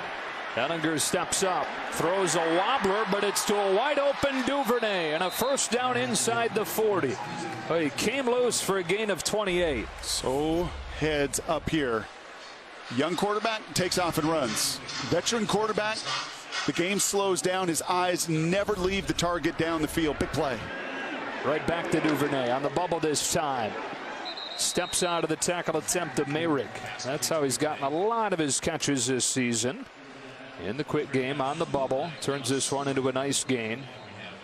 And the Texas tight end Cade Brewer is hurt. Duvernay is so strong. I mean, he is just such a weapon. And that's a significant weapon at tight end down for the Longhorns as well. This is the Nest Hub Max from Google. It can make video calls, play music, stream live shows, blah, blah, blah. Check this out. It lets you stop and start things with your hand. So you can be like, kids are fighting. Now they're grounded. Your boss is calling. It's a butt dial. Was that the baby? Nope, just the cat. Need to change into sweatpants. Super comf. And I can keep going. I got a million of these. How long is this commercial? Well, Cade Brewer gets rolled up on that play, and the junior tight end, who's really played well lately, it's helped off. It's Trayvon Merrick that's coming in to make that tackle. You see that left lower leg and ankle get buckled under. Brewer's doing his job. You're blocking. That's all you can do. Merrick flying in for the tackle. Unfortunate injury there for the Longhorns. For a guy who has an ACL injury in his past a couple years ago. 2nd down and 2 for Texas. Here's Ingram swinging out of the backfield. Got a couple of great blocks and hit the sideline for a first down. Blocks out there from Jared Wiley, who replaced Cade Brewer, and John Burt. Gosh, you just see a quarterback that knows exactly what he wants to do and how he wants to attack. This is just an extended sweep play. Excellent effort as you see Brewer's replacement come in there, the true freshman Wiley. But Ehlinger in complete control of how he wants to attack this TCU defense. 1st and 10. They fake the flip into the short side. End zone for Johnson. Goes up the ladder, but incomplete. Again, it's Johnson against Gladney. I don't know about you, but I can't wait for another half of this matchup. Yeah, and then you're going to get it. You're going to get 4 or 5 more of these opportunities, just one-on-one situations. This is what you call good on good. Best on best. And just by inches, Collins out of bounds. 2 of the best players at their respective positions in the Big 12, head-to-head right there. Love the grass stains on that receiver's jersey. 2nd down and 10. Ehlinger, wide open Ingram, touchdown Texas to retake the lead. Out of the backfield for a 17-yard score. Well, this is just a total bust. Something you don't see out of the backfield very often from TCU. Some miscommunication here. Doesn't get any easier. This is a TCU defense that's solid in so many spots, Joe. But this is the one area, red zone defense, where they're at the bottom of the conference. It doesn't make a lot of sense because they don't make those mental errors and those busts. And if you do that against Ellinger and company, you're going to pay. Yeah, Texas as well equipped to exploit red zone defensive issues as anybody. One of the top 5 teams in the country at converting trips into the red zone into touchdowns. Darius Anderson on the kick return for TCU. There are flags down as he brings it back across 25.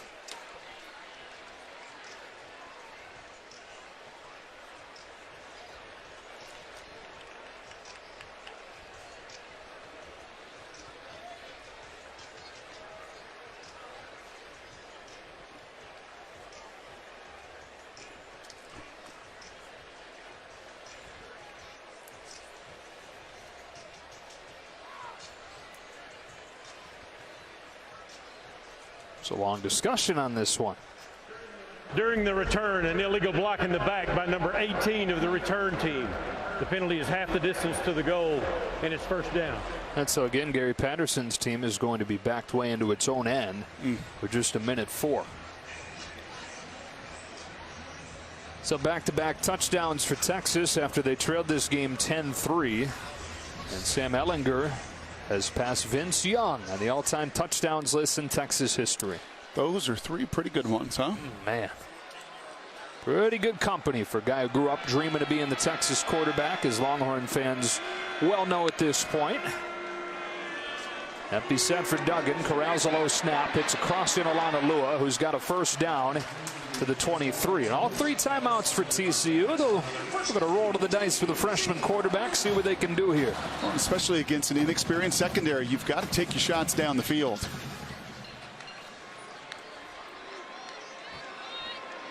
They rush only 3. And so tight windows. Finds a hole in one, and John Stevens choosing not to use the first of those. I think you got to take that time out there, don't you, and save the 7, 8, 9, 10. Well, at least. Too late now. Clock runs all the way down to 30 seconds. 2nd and 2. Another low snap. Another crosser. It's to Valence Hunt. Now, you would assume they'll use the timeout, and they do. 22 seconds. That is really odd that they didn't use one on the prior play. 2 of them left. 22 seconds left in the half.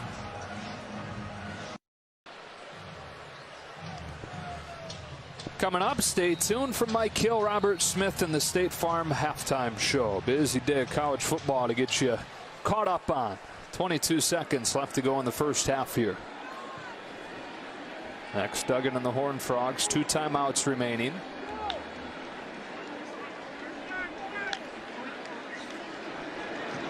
Texas brings a little heat here. Duggan finds Hunt again, racing for the sideline. He's got it. Tripped up by Mitchell. The clock stops at 15 seconds. Well, they do have a long field goal specialist looking ahead to that, and Griffin Kell, who's hit from 50 in his football career back in high school nearby Arlington. They need to get to the 33 to get to that range. So about 15 yards away from that. On 1st and 10, 15 seconds. Another corner blitz coming from Texas. And doing that all afternoon. It's picked up. Duggan for Barber. Jones stops him. And here comes the second Horned Frog timeout. TCU calls their second timeout. 30-second timeout. So 8 seconds. It gives you time for one more play. Try to set it up for a field goal. Yeah, one thing I like that you've seen here today from Sonny Cumbie and Max Duggan, a lot of that pre-snap, right? And many times in the old days, you used to do it with your own cadence. Well, now you're doing it with that clap. So they have really operated well, trying to get Texas to show what they're doing. But to be honest, through the first 30 minutes, Joe, I think very loudly and quietly at times, that front D line of Texas, rushing 3, has handled that O-line and makes life difficult for Sonny Cumbie and Max Duggan. They know what's coming. They're clapping their hands. You're many times seeing the blitz. You're seeing the corner. You're seeing what Tom Herman and the Longhorns want to do on that side of the ball, but it's just been the ability to really protect. It's been the challenge. We saw Jonathan Song, who is usually TCU's place kicker. His career long is 46. Anything 45 or longer, typically going to have Kel handle, though. From here, it'd be a 59-yarder. Trying to get another little chunk.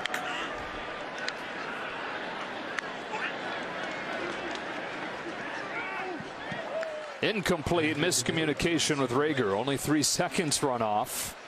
There's a borderline, right? Can you run a quick route? Use a timeout. Be borderline. There's some people that were surprised Sam Ehlinger in Texas ran the extra play to set it up a little bit closer before the final field goal from Dicker last week.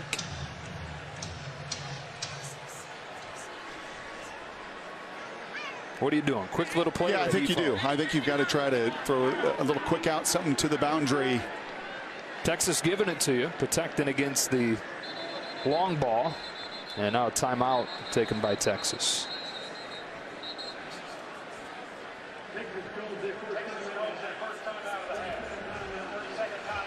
Once in a while, I'll circle a play, right? And over the course of the game, in that 3rd and 16, the Tom Herman dialed up to throw it and push it down the field was such a huge play. Right, the willingness on 3rd and 16. How many times on 3rd and 16, 10-10 game on the road, do you see, we'll just run it, right? QB run or draw or something like that, and instead, nope, that shows the ultimate trust you have in your quarterback.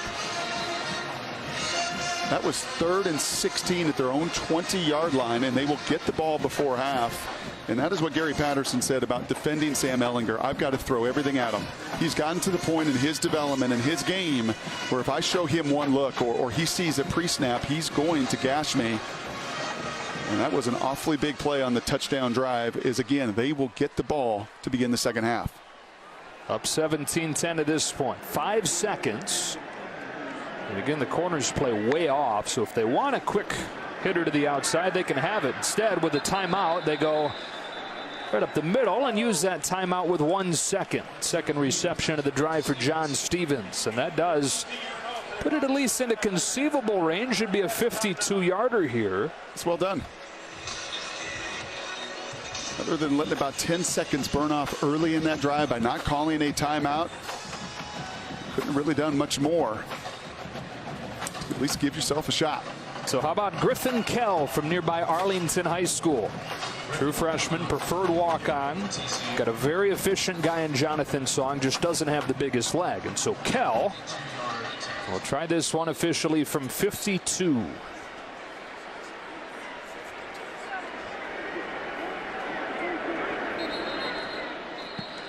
Timeout. And he's happy about that. Texas calls their second timeout of the half. 30-second timeout. You wonder if Gary Patterson sees that and says, maybe we should just throw a Hail Mary. You know, I was actually watching them kick in warmups, and it's not very often you've got 2 quality kickers. And, well, that's what Gary's talking about right now after he watched that attempt, to your point. But I watched him in warmups. He was making it from this spot, this exact spot in warmups. He was good. The wind looks like it's still blowing a little bit, but certainly not a significant factor. Get some coaching from the veteran Song. He's saying, keep your eyes down. Yep.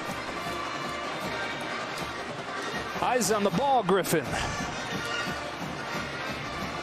True freshman. Always learning. He's only attempted 2 in mop-up duty.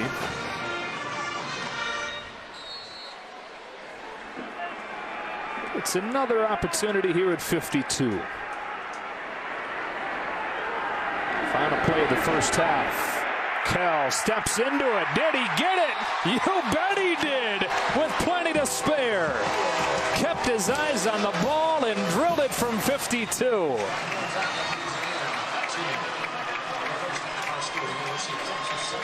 Just like a good caddy, right? Keep your eyes down. Stay down on the ball. Don't look up. Trust your fundamentals, says the senior Song to his buddy, the true freshman, who just hits it perfectly. Well done by TCU on the final possession there. 17-13 after a half. Now we go to Mike Hill for the State Farm halftime show.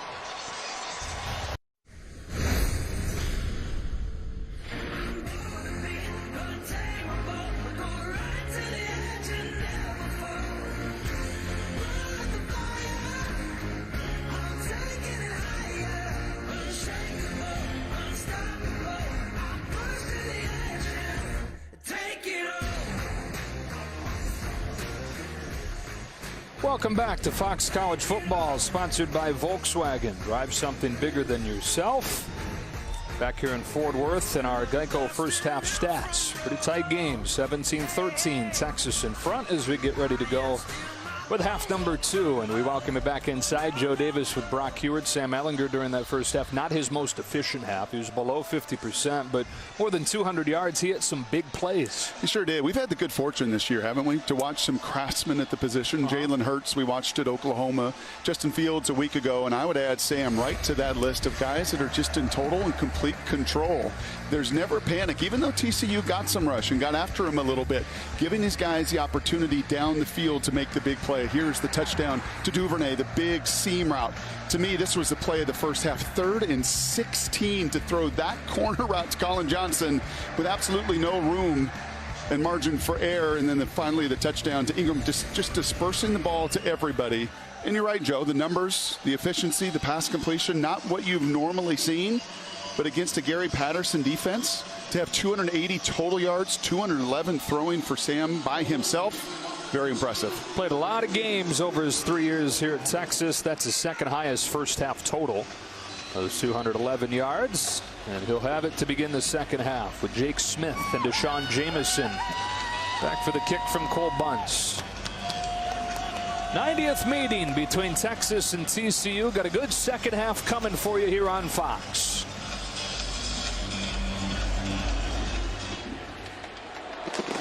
A fair catch from Smith. Texas will start at the 25, and here's Bruce Feldman. Joe, Brock was spot on. When I talked to Gary Patterson a minute ago, he was very, very frustrated with his defense. Miscommunication. He said we blew 4 calls. That really frustrated him. He said we just got to play our defense. That's what he said over and over again. Play our defense. Play our defense. On the other side of the ball, Tom Herman was actually told me he was proud of how his defense has responded. Didn't love the last drive. He thought they let up a little bit. On offense, Herman says they really need to run the ball better, control the football a little more. But he was pleased with how his team is coming out and playing hard. 280 yards in that first half for the Texas offense. 211 of those 280 through the air. Empty set here on the first play of the second half. That's Ingram that swings across the formation, and a quick throw to Colin Johnson, going right back to him. Jeff Gladney quickly with a tackle.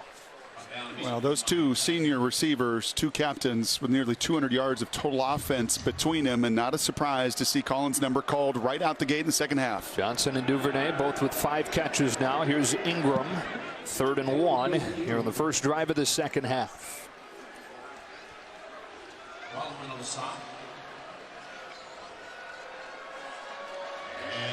it's now.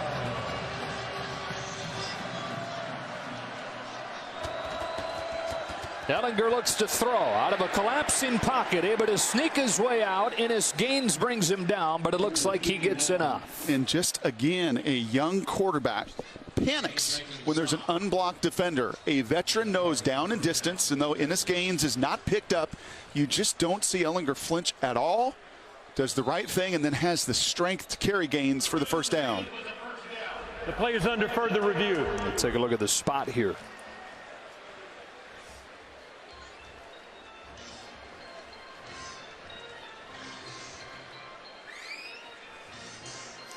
Replay booth's been busy.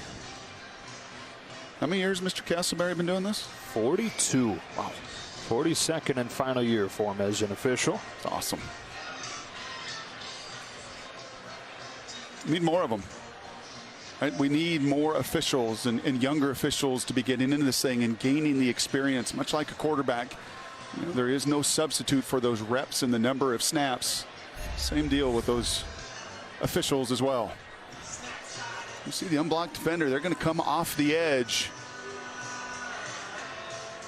Ooh, where is that knee down in relation to where the football is? I think this is right by the replay to take another look at it. That knee is down. Where is the football in relation? I don't think it gets to the 35, Joe. And it's spotted right on it, right on the 35. Does it hit right there as it sweeps through? Yeah, I think the other shot showed it. And remember, they can pair those two frames together. I think the other shot definitively showed right there that knee is down. For sure down there, and maybe even a touch before that, right? Is it like right there? That's maybe close, too but close. That's definitive, and the ball is not to the yard marker at that point. And Sam is strong. Squats 500 pounds. He cleans 300. That's ridiculous. Quarterback power cleans 300 pounds. And in talking to Tim Beck, the OCQB coach on the field before the game, just looking at Sam, he said, you know, it's amazing. He's got up to about 236 pounds his freshman year. His freshman year, he's up to 236. Now he's stronger at about 225. And that's just being on those details, every last detail. Big weight room guy. One of the many areas he's a leader for this team.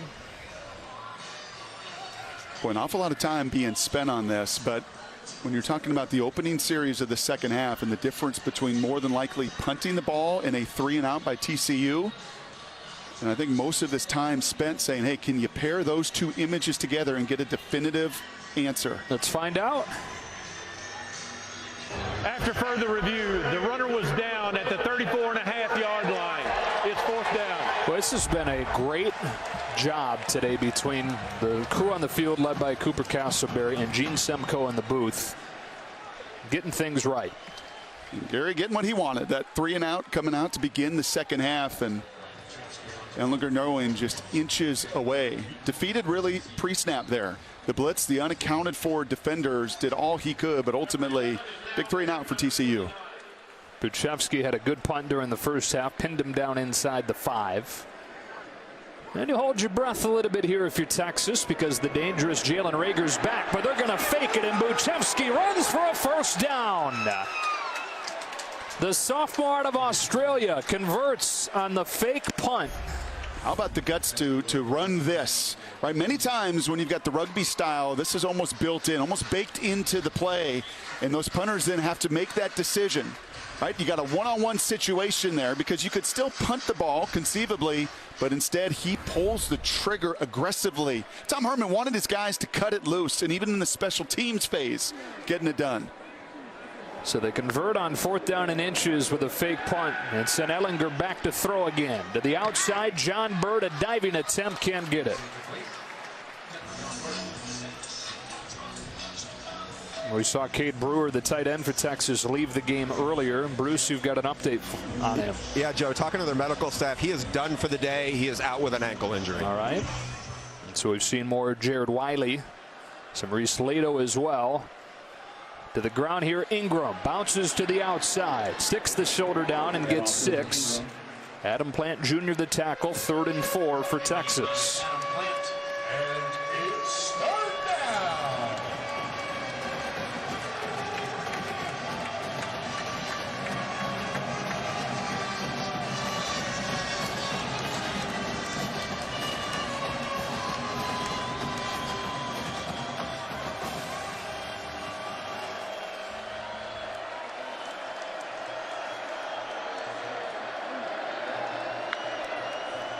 Horned Frogs rushed 4. Ellinger down the sideline. It is broken up by Scott. Vernon Scott the coverage on Devin Duvernay, and it's 4th and 3. There's your one-on-one, and that is the matchup you're going to see over the remainder of this game, right in the slot. Senior on senior. Once again, good on good, and no panic from Scott. How many times do you see those DBs just panic and grab the confidence to find the ball, to get after it and to knock it down? And a little showmanship with yet another 3-and-out back-to-back to begin the second half. So does Rager this time get an opportunity with Buchevsky? This time punting it.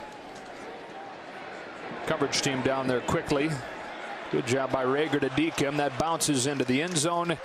And a touchback. And so TCU down 4 with its first possession of this second half on the other side of this break.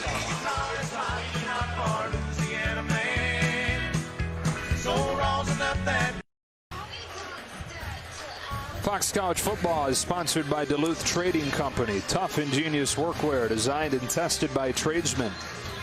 And by Geico. Happy Geico-ween.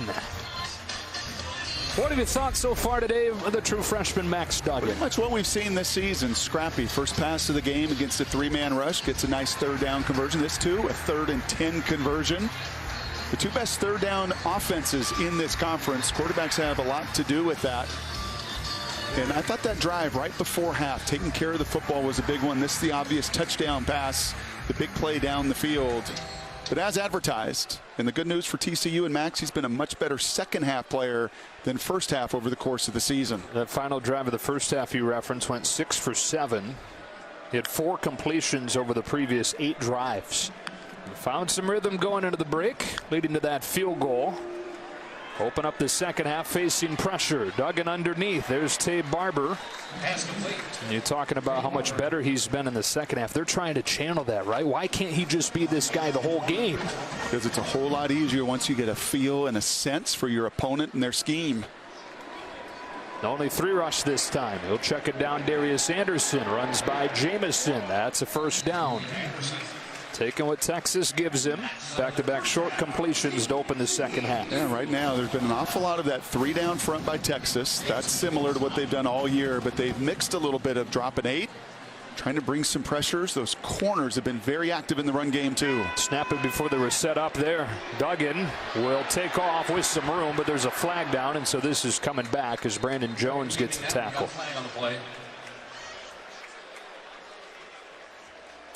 That's going to be on the left tackle. But number 68 of the offense. It's a 10-yard penalty, and it's still first down. Yep, Anthony McKinney.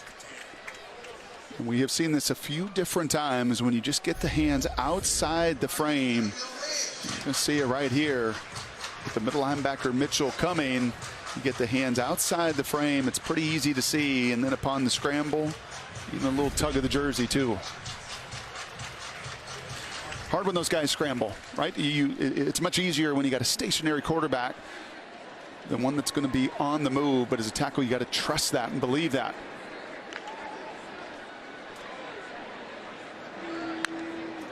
First down and 20. Duggan again underneath. Adeli Adewe with a tackle on Artavius Lynn. Tight end with his first catch today. For a defense that missed 114 tackles on the season coming in. Not been many of them today. Now, one of the worst tackling teams statistically in the country. It really showed up last week against Kansas. Gave up 638 yards in that game. TCU just now crossing 200 in this one. Texas showing pressure against the empty set. They bring 4. One of them is a free rusher in Mitchell that flushes him off his spot. He's able to get rid of it to a crossing Alanalua. Brandon Jones another tackle, and it's third down. And again, a pretty sure tackle right there. That's the tackle in the open field. The Longhorns were not making against the Jayhawks. Just 3 missed tackles in that first half. That's a win. D coordinators will tell you anytime you're under 7 missed tackles for a game in this day and age, college football, that's winning football. Yeah, open field tackling, a bigger and bigger story, it seems like, every year, with so much more of the game played in the open field as each year goes on. They're down in 8. First TCU drive of this second half. Duggan looks to throw to the sideline. Did he get his foot down? No. John Stevens couldn't tap that foot, and so 4th and 8. The right place to go. Pretty good anticipation, but the throw takes Stevens wide. I don't think there's any question about that. Had him wide open. But a critical misfire there, and the punt team comes out. 2 steps forward, 1 back. A lot of times the way you live when you got a freshman quarterback. Asked Texas that 2 years ago.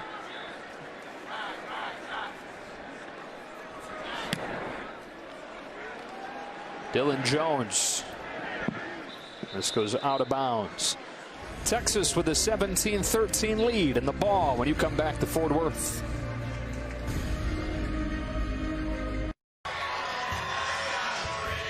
Fox College Football is sponsored by Ice Cold Dr. Pepper, the official drink of Fansville.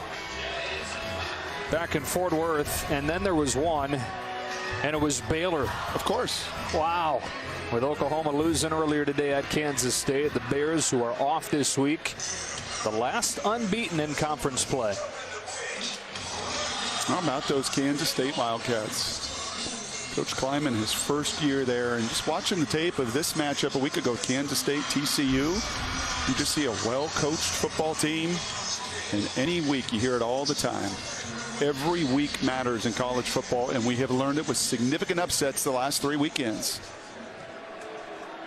From the 28-yard line, Texas begins this drive. Roschon Johnson, who carried it just once in the first half, lined up in the backfield. They flip it to him here. Not much room. He's pushed out of bounds by Garrett Wallow. Time for a game break with Amber Theo Harris. All right, guys, elsewhere in the Big 12 over on FS1, Oklahoma State at number 23, Iowa. After a Cowboys turnover, Breece Hall takes it in 9 yards for the touchdown, and the Cyclones pull within 1. Cowboys lead 21-20 in the third, Joe. All right, Amber, short gain here as they flip it to John Burt. Keon Stewart, the tackle, third down. Well, that's back-to-back snaps. You just can't do it any better. And when Gary Patterson's adamant to Bruce Feldman after the first half, we just got to play our defense. Those are the techniques he's talking about. You can't give Sam Ehlinger anything. You've got to play your defense. You got to know where your help is coming. And then ultimately on these downs and distances, you got to get one of the best in the country off the field. How about Colin Johnson not on the field here? Again, he's still working his way back from that hamstring injury. Missed a few games because of that. They're their best third down target on the sideline for this 3rd and 7. Ehlinger over the middle. He's got a first down and more with Duvernay. Devin Duvernay inside the 30, inside the 20, and inside the 10. Takes a big play and turns it into a huge play. 63 yards, 1st and goal. Just an inside slant. You see the pressure, and Duvernay can do it all. And this is what he is equipped to do, a 10, 300-meter guy, so difficult to tackle. You see the lower half, the strong legs, breaking tackles, huge play. Right back to Duvernay. Gets just one this time into the arms of Jeff Gladney. That is the 4th play, Brock, of 20 or more yards for Devin Duvernay today. Amazing. And I'm not going to use the words the coaching staff did to describe him and his style, but let's just say he's feisty and angry. That's the way he plays, which is exactly the way you want your slot receiver to play. Quiet kid. But yeah, Tom Herman said mean and angry all the time. 2nd and goal. Duvernay goes out. Colin Johnson comes back on. He's got one-on-one coverage. I beg your pardon, he's to the near side. Ehlinger fakes the run, lobs it incomplete, looking for Reese Lato. It's the old Tim Tebow type play, huh? Sure was. Forever known as such. I think he had a hard time gripping the ball, and then the upward energy took that ball way out of bounds. Again, Texas, one of the best teams in the country at converting trips into the red zone into touchdowns. 3rd and goal from the 4. Watch the back. Ehlinger, end zone. Johnson adjusts with a flag down. He's got it for a touchdown, but did he push off?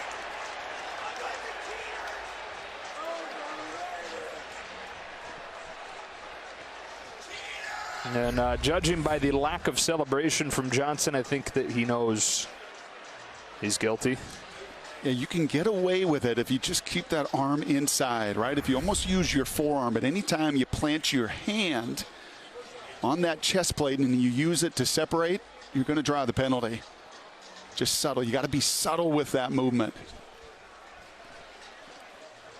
An ineligible downfield player, number 56 of the offense. That penalty is declined. Pass interference, number 9 of the offense. That penalty is accepted. It's 3rd down. Another big penalty, moves it all the way back to the 20. Yeah, that was Shackelford, the center, that was in the end zone. But it was the obvious push out there. You just got to be a little more subtle. Hard to do when you're 6'6".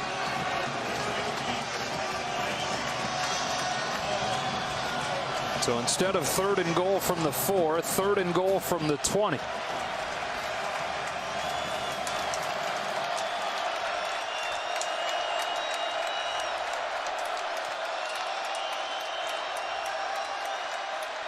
Ellinger rolls, lets it fly, incomplete. Johnson defended tightly by Gladney. He was flushed off his spot. Ellinger was by Wyatt Harris, and the field goal team comes out.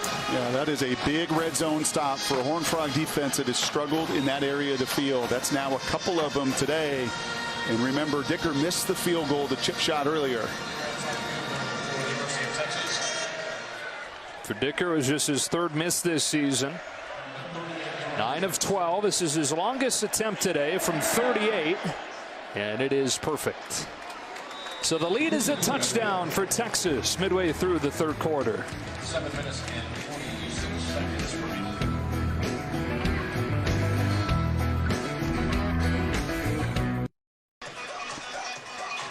Well, before the NFL games kick off tomorrow, download the Fox Sports Super 6 app and play Super 6 NFL Sunday for free for a chance to win $250,000 of Terry Bradshaw's money.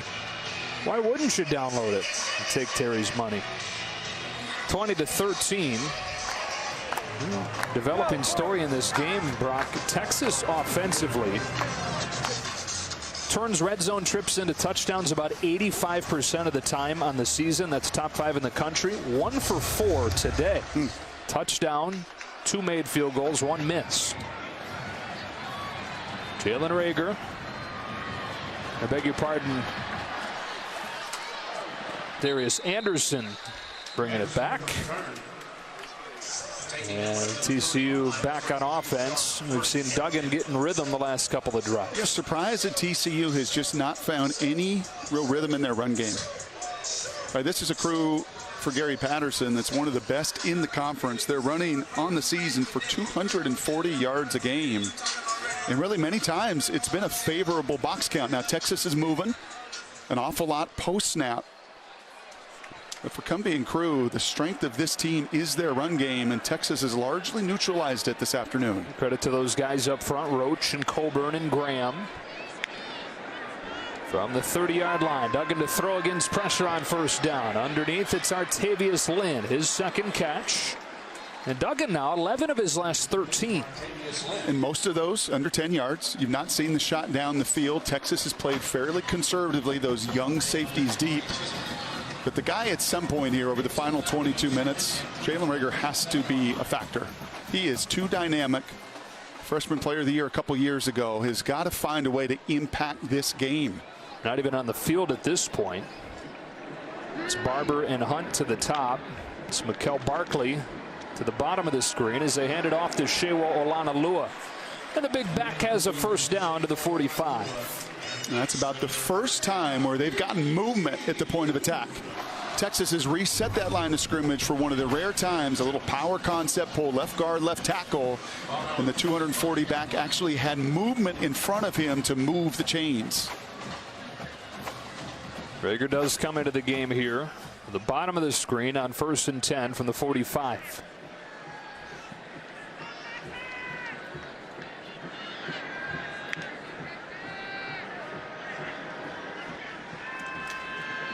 Duggan has all day. Here's the deep ball. Tay Barber. 1st down and goal, TCU.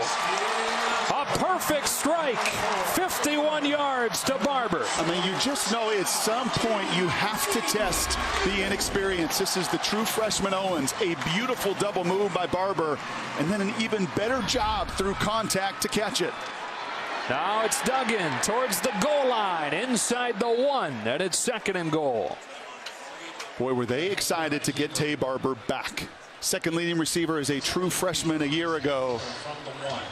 And finally, the opportunity to get after the inexperience in the Texas secondary. Not horribly played by Owens, just a better effort and a little more burst and speed by the super sophomore making an impact. Duggan lost his shoe, and they're going to use this as an opportunity, it looks like, to go into the Wildcat.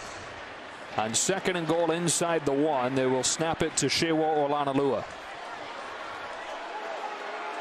In the backfield with him, the tight end Pro Wells. Olanalua, 240-pounder, wants the snap. Gets it right side towards the end zone. Untouched. Touchdown, Horned Frogs.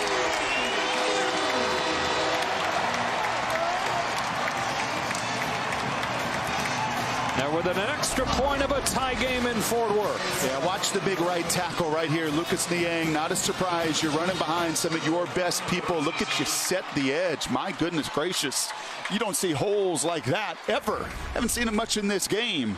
But the right side of the line and Lucas dominant, allowing Olanalua to find 6.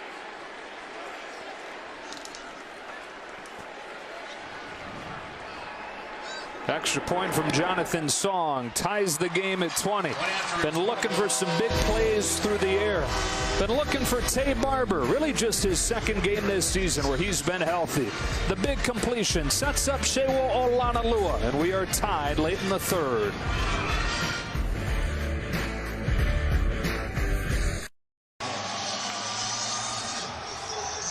Tied at 20, 5.5 left to go in this 3rd quarter. Shewo Olanalua finishes off the key play in the drive, the 51-yard catch from Tay Barber.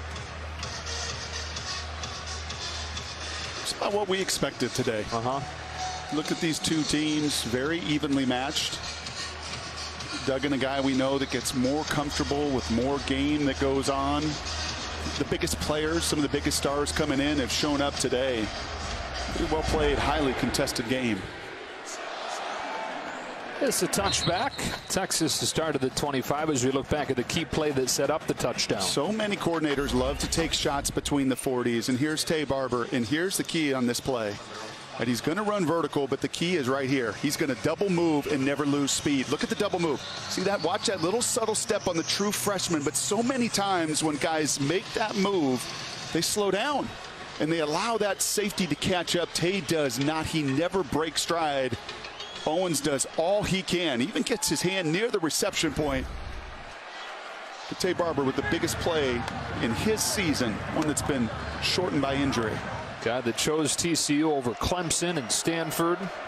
High hopes for him. Texas opens this drive with an Ellinger throw to Colin Johnson. Strong hands to hang on to that thing. Pass complete to Johnson. Jeff Gladney bearing down on him. Those two have been going at it all day long, man. It's been awesome. 6 catch for Johnson.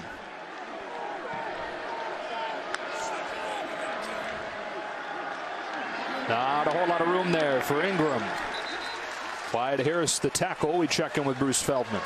Hey, Joe, injury update on Ryan Buchemski, who executed that fake punt about early in the 3rd quarter. He is done for the rest of the game with a shoulder injury. And in a tight game, as we often see, special teams typically play a big role.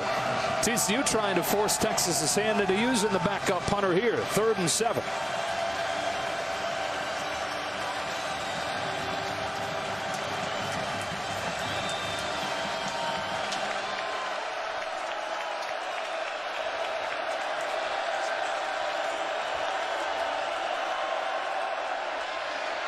Ellinger steps up, zips one that gets picked off. Ardarius Washington, what anticipation for the redshirt freshman to get his 3rd pick. Wow, this is big time. This is a true freshman in Jake Smith that's going to run the in cut, but you're going to see the safety run the route for him. First of all, he gets bumped there by Wallow. That sets him off his route. And then the eyes and the wisdom. TCU's scheme, Joe, it's so fun to study. They want 3-on-2. That's the essence of what Gary Patterson's defense is. I want to rush 4 so I can have my 3-on-2 so they can read, so they can cut it loose, so they can react and make big plays like that. And Ellinger, I know, did not anticipate that safety running the route better than his true freshman slot receiver. And now with a sudden change in the ball at the 44, you know, Texas would be on high alert for a shot play from TCU.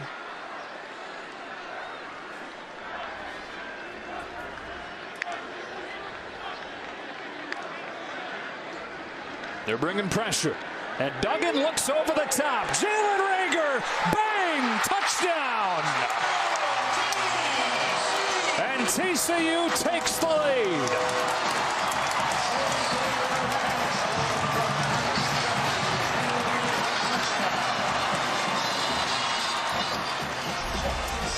TCU has had the need for speed.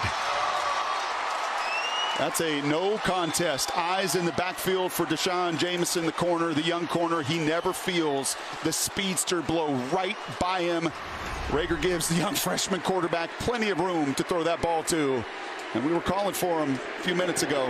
Rager made his name known too. One of the fastest players in the Big 12 shows off that 4.3 speed. Back-to-back long touchdown drives for TCU. Big strike here on a 27-20 lead. 44-yard touchdown for Jalen Rager, who's had a frustrating season. I mean, this is a guy who last year caught 72 balls, more than 1,000 yards. But as they've struggled at quarterback, struggled getting the passing game going, his numbers way down. They say that despite all that, he's continued to work really hard. He's continued to be a good leader. No complaining at all for him. And now the pressure put back on Sam Ehlinger in Texas, trailing for the first time since it was 10-3. Yeah, and what Tom Herman told us this week, just about being a psychologist, right? Making sure the guys mentally are in the right place, the right space. Challenge here now over the final 19 minutes. Following us tonight, Game 4 of the World Series. Houston Astros, Washington Nationals, as Houston tries to even the series up 2 games apiece. A young secondary held their own in the first half. Didn't give up the big play, but a nice adjustment by Sonny Cumbie, by Gary Patterson's crew to say, no, enough is enough. Everybody else has been thrown at this Texas secondary. And finally, the Horned Frogs get their opportunity, and now Sam's got to flush it. Got to flush a couple interceptions, and especially that last one, and get back to basics. Well, they sure look calm, made it look easy when they fell behind in the final minutes last week against Kansas. Trying to come from behind here. Duvernay, double coverage, incomplete. Nearly intercepted again. Mayrig and Stewart in coverage, and it's 2nd and 10. Yeah, this Mayrig's a good player. And Gary Patterson keeps trusting him in these one-on-one situations. Both guys have hands all over each other. There's no reason to throw out a penalty flag. They're both fighting and tussling. TCU's winning. They've won in the second half here. Defensively, they've been in lockdown mode this third quarter. I know we talked about the big yardage totals, the big plays for Sam Ehlinger, but he at this point is well below 50%. Ingram a short gain. It was Gaines that stopped him, and it's 3rd and 9. Yeah, well, they're not getting anything here. Tom Herman telling Bruce, got to get the run game going, and you're not. And because of it, you're living in 3rd and 7+. That movement and quickness playing off this crowd for TCU on that D-line is winning at the line of scrimmage.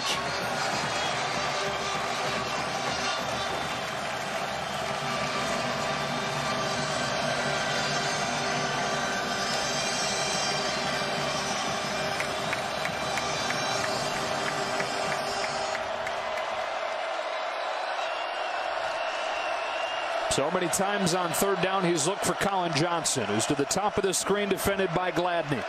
Ehlinger in trouble. He goes down. It's a short gain. He's stopped by Mathis. It's 4th down. There's nowhere to go. There's 8 men dropping in coverage. And 3rd and 9, yeah, he was looking for Colin again, but he's on a little in-breaking route for about 4 or 5 yards. That's even covered. And credit to this TCU front. That front has not affected the quarterback nearly enough this season, and they got the message at halftime because they have been dominant in this second half. Chris Nagar replaces Ryan Buchevsky. Bruce reported to finish today, injuring his arm on the fake punt. And Nagar's first one is a good one. Rager watches it bounce and downed at the 19.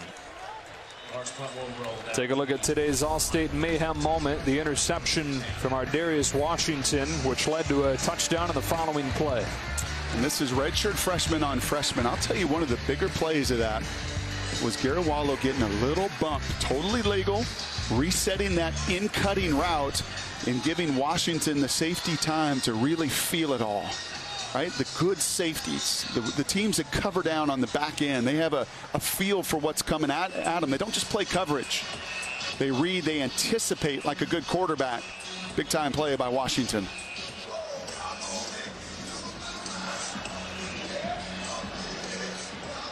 TCU with the ball up 7 late in this third quarter.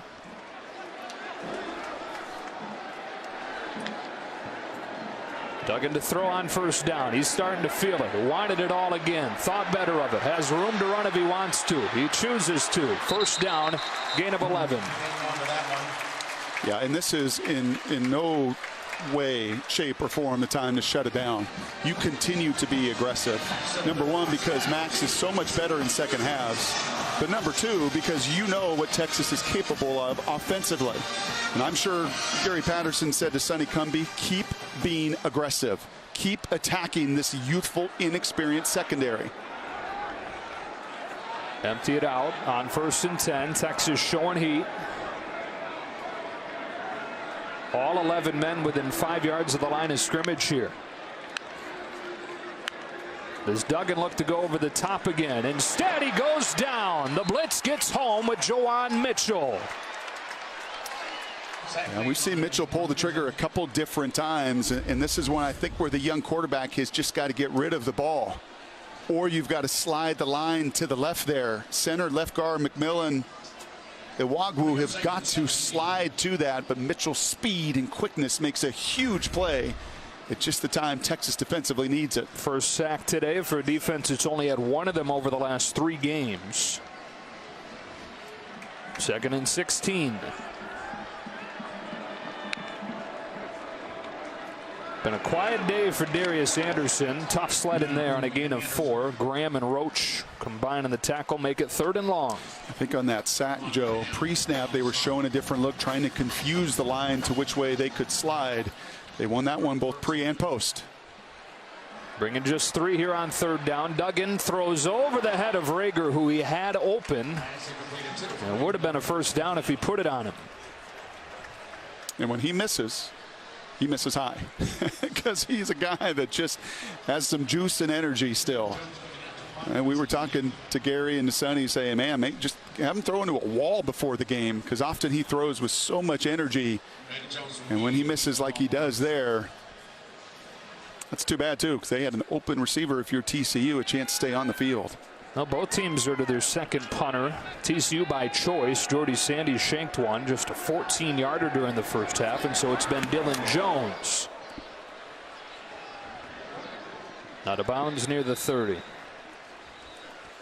This TCU defense, number 1 in the Big 12 for 3rd consecutive year in terms of total defense, has stepped it up in regards to taking the ball away and hitting Sam Ehlinger today. Yeah, a hard guy to do either of those things, too, all season long.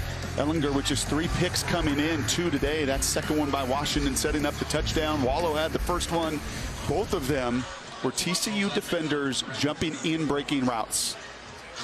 And that group up front, whether it's been a 3-man rush, been a 4-man rush, they have at least made Sam move off his mark and hit him a bunch.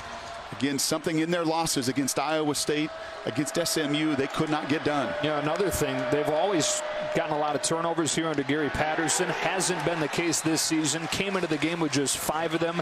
They've got the 2 today, and they've got Wallow and Blacklock combining to drop Ingram for a loss of 3. Yeah, Blacklock destroyed that play. Whenever you have pullers, Gary Patterson knows that you destroy that with penetration. Blacklock does, and Wallow cleans up. Those two been dynamite this season and this afternoon. Texas thought that Ross Blacklock probably the best nose they're going to face this season. Guy that missed all of last year with an Achilles injury after he was the Big 12 Freshman of the Year in 2017. Likely the final play of the 3rd quarter. Ehlinger facing pressure, rolling to his right, keeping his eyes downfield. There's a flag down as he throws another interception. This one from Trayvon Merring.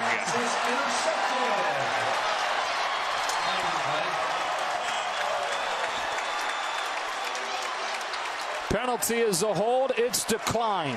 Sam Ehlinger, intercepted 3 times over the first 7 games of the season, has been intercepted 3 times today by TCU.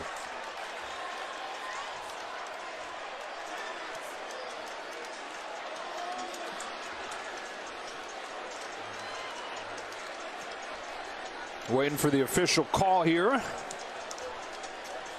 Coming into the third quarter, our score TCU 27, the University of Texas 20. Cooper, what do you got? It was a hold. It was decline. May not get an official call, but just trust us. 3 big turnovers. A team that has struggled this season. Don't have a fumble recovery yet on the entire season, but they got 3 takeaways from one of the country's best quarterbacks, and they've set their offense up in position to begin the 4th.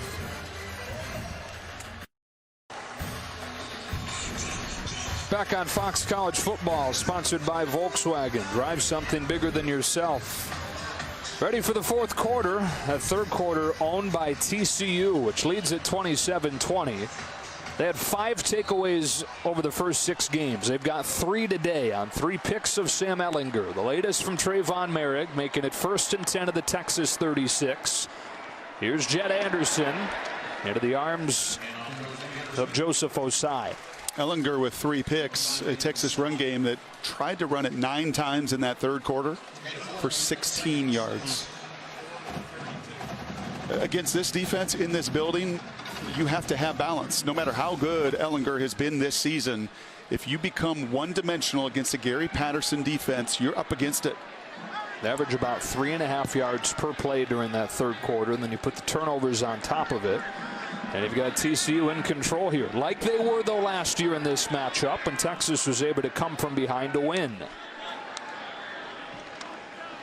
Back-to-back runs. Duggan this time. He's got a 1st down. Stopped by Montrell Estelle. Yeah, and I think you're going to see an awful lot of this in the final 15 minutes. You're going to mix in your shots down the field, but I think this is also time where Gary Patterson is feeling the way his defense is playing. Run a little clock. Not about tempo right now. Duggan more than capable as a runner. Look at the bandage. He had that bandage on his right elbow before the game. He's Iowa tough. He does not mind holding on to that ball, and I think a smart play here, start utilizing this to just maximize these opportunities and shorten the number of possessions and chances you give Ehlinger on the other side. Running it inside 10 seconds, all the way down to 5 before they snap it. Here comes Anderson running with a purpose right through Jones. The ball came out. TCU was able to get back on it with Coy McMillan. Big collisions here early in the 4th quarter of this rivalry matchup.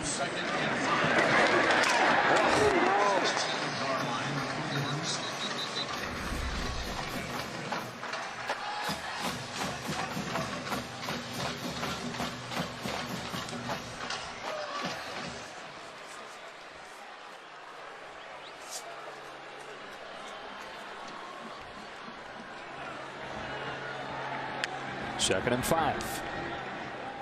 Duggan looked right. Now he'll run and get 3.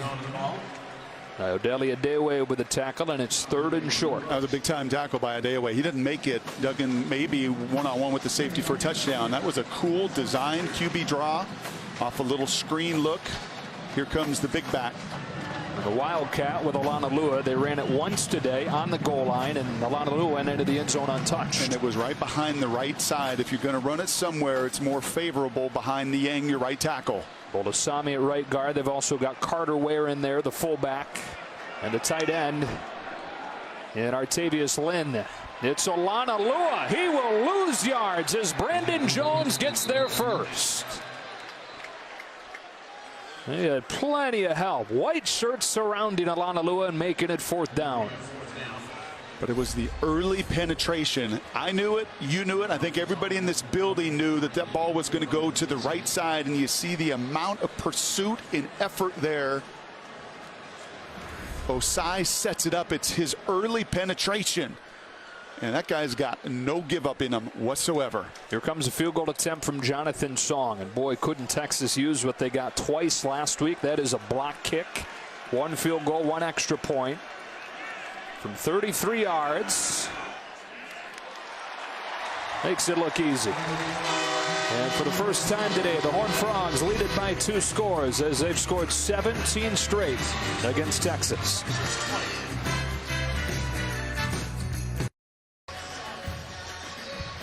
Fox College Football is sponsored by Rocket Mortgage by Quicken Loans. Push button, get mortgage. And by the double chalupa box only at Taco Bell. Very similar to last year's game. Turnovers in the third quarter have flipped things. It was the other way around last year, where Texas took control and took over with a couple of third quarter takeaways. But TCU twice intercepting Sam Ehlinger in the third, and they've scored 17 straight, lead it by 10. What though, give some credit to that much maligned Texas defense right there. A huge third down stop, not a touchdown, not 14 points. And for a veteran team, they've got to get it right up front.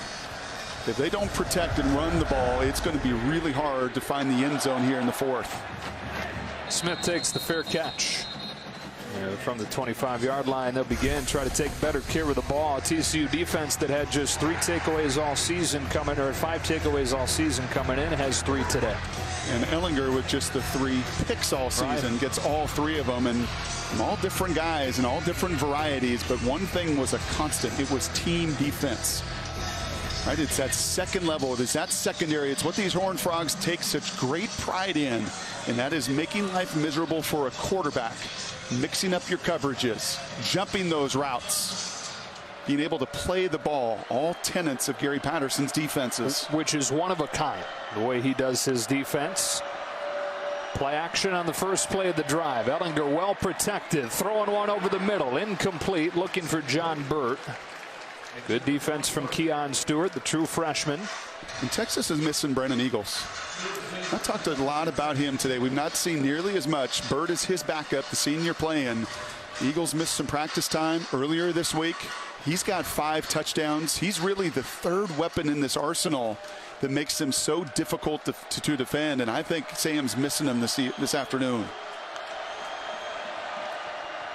Roshan Johnson has a hard time getting back to the line of scrimmage. Garrett Waller the tackle, but again, it's that defensive line beating the Texas offensive line. You can see it. You can see that line being set a yard back on those run plays.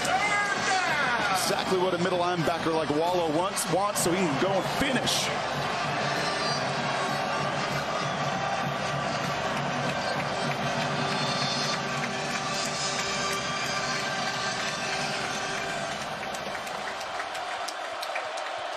Ten-point game, 10:45 left to go. 3rd and 10 for Texas. 3-man twist up front. It's picked up, so Ehlinger with time. Will somebody come free? Colin Johnson on the sideline with a flag down. It's a catch, but there is a flag. A catch and a first down. And you await the call from Cooper Castleberry.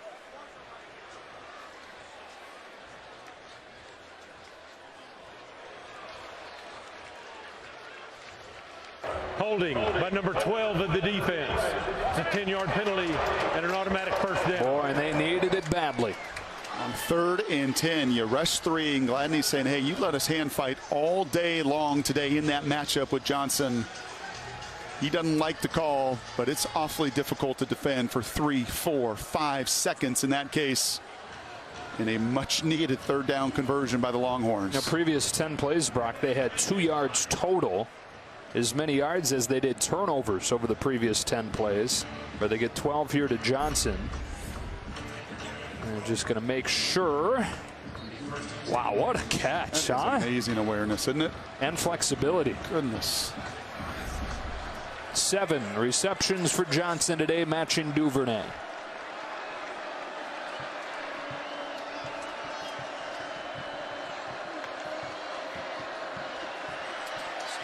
Ehlinger to the sideline. Johnson again. This time Gladney wins the battle. Football can be so complex at times, right? We study all these details.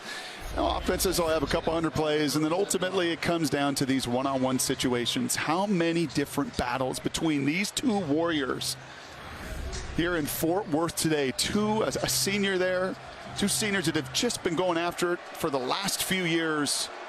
And good on display all afternoon.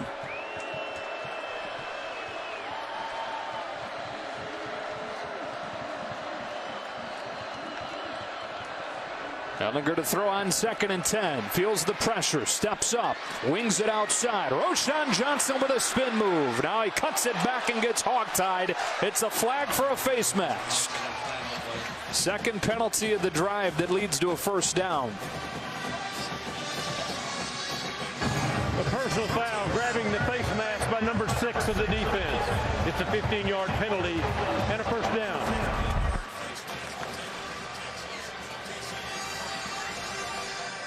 Yep, at the end there, Blacklock hits a hold of the face mask.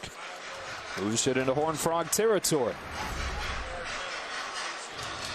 40 to 40, your shot zone where you like to take those vertical opportunities. Seen TCU do it a couple times.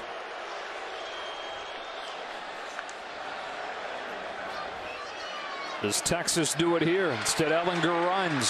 Sam Ellinger has a first down. That's been the component I've not seen nearly as much as I thought today. Maybe he's just waiting to winning time. All of that coverage, 3 over 2. Got to find that lane to run. Ellinger more than capable over the course of his career. He scored a lot of touchdowns on the ground. I have a hunch before this afternoon's over, he's going to try to do that again. 23 of them in his 3 years as the man in Austin. 9 minutes to go. He and the Horns trailing by 10.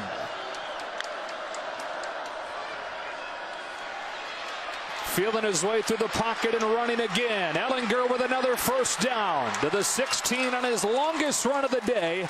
It goes for 16. So you want to play all this coverage, right? And yeah, people locked up downfield is almost as if on those last 2 snaps, they're not QB draws by any means. But Sam looking for his opportunity to find that lane and go get those yards. And then a flag. Looks like movement up front before that thing was snapped by Shackelford. And you want to slow down a rush. A false start by number 73 of the offense. It's a 5-yard penalty, and it's still first down. And that's a left guard, Parker Braun there, trying to get an early jump. Slow down a rush.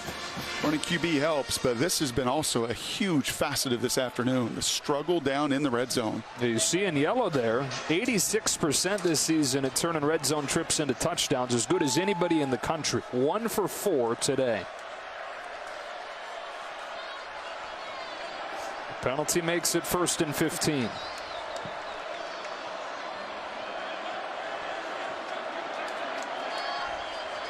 Just one to snap it. Just barely get it off. Ellinger throws incomplete. Washington the coverage on Duvernay. I think also very telling for Tom Herman. I bet you if you told him that you're going to get 4 or 5 shots in the red zone and Tom wanted a timeout before the snap, does not get it, gets the incompletion. This was an area they felt good about because TCU is last in this conference in the red zone, giving up touchdowns at a nearly 80% clip themselves before game number 7. Pretty even matchup across the board. That was like the lone exception. A mismatch in the red zone on paper. That's why you play the games. 2nd down and long. Ellinger underneath. It's Duvernay. Crowded middle of the field. Trayvon Merrick the tackle. It's 3rd and about 11.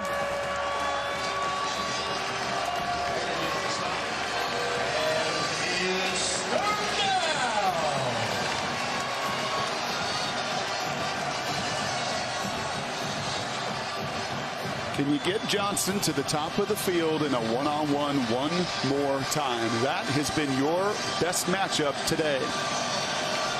They shade Washington his direction. Johnson against Gladney. Been matched up all afternoon. Looking in his direction. Scanning the field. Delivering a strike, and it's 1st and goal.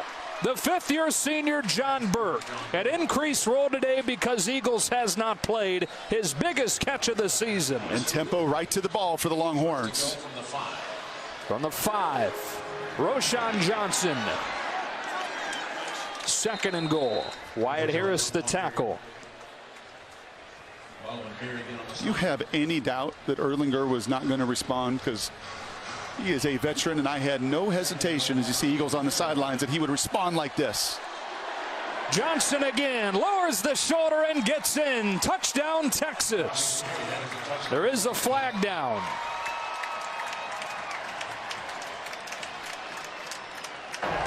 Offside by number 44 of the defense. Penalties declined.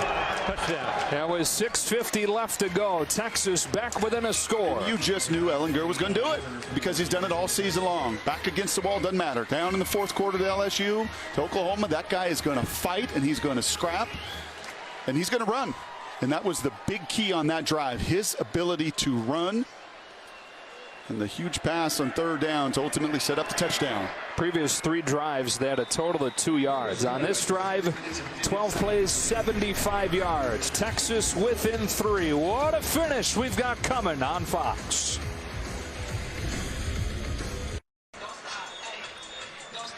Well, Roshan Johnson gets the touchdown, but the big play was the 3rd and 11 completion to John Burke. And the senior nickelback here, Ennis Gaines, keep an eye on him. This is 3rd and 11. You have got to make this throw go underneath.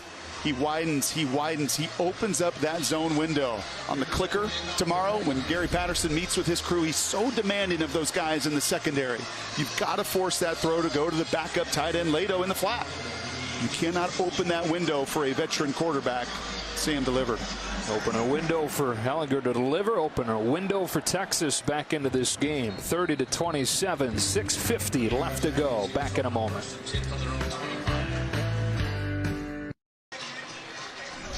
Had some big plays in this game. Today's Outback Steakhouse clutch delivery. Max Duggan finding Jalen Reagor.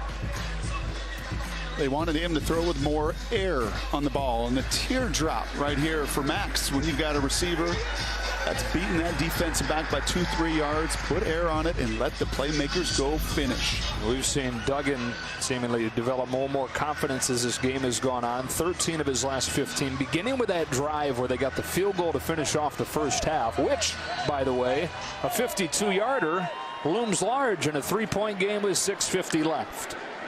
Reagor takes it. Spins off initial contact, then gets dropped in the backfield by Jalen Green. So how aggressive are you here as a play caller if you're Sonny Cumbie? Oh, you have to be. Yeah. Absolutely. And you see the emphasis there to get your best player of the ball. But once again, Texas strings it out, and a pretty good crew sideline to sideline. They have been at their worst, being challenged vertically. That's where the big plays have come over the last few weeks. So I would think over the final 6, you're going to see another shot down the field. Alanalua in the backfield on 2nd and 11.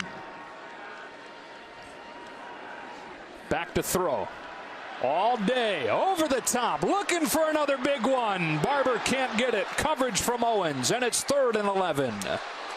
That was the matchup earlier. That was the 51-yarder, and the true freshman here, Tyler Owens, learned his lesson. He knew the speed of Tay Barber, did his best to close it down. A little bit of contact, but 58 of the offense.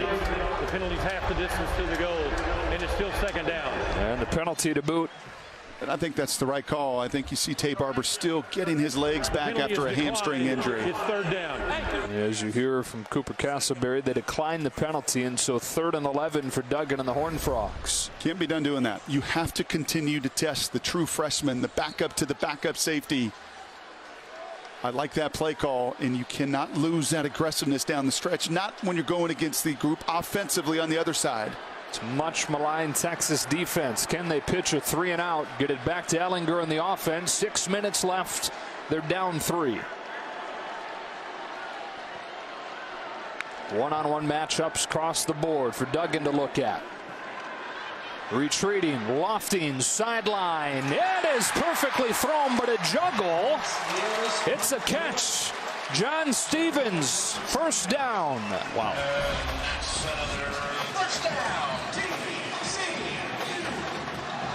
Looks like he hung on.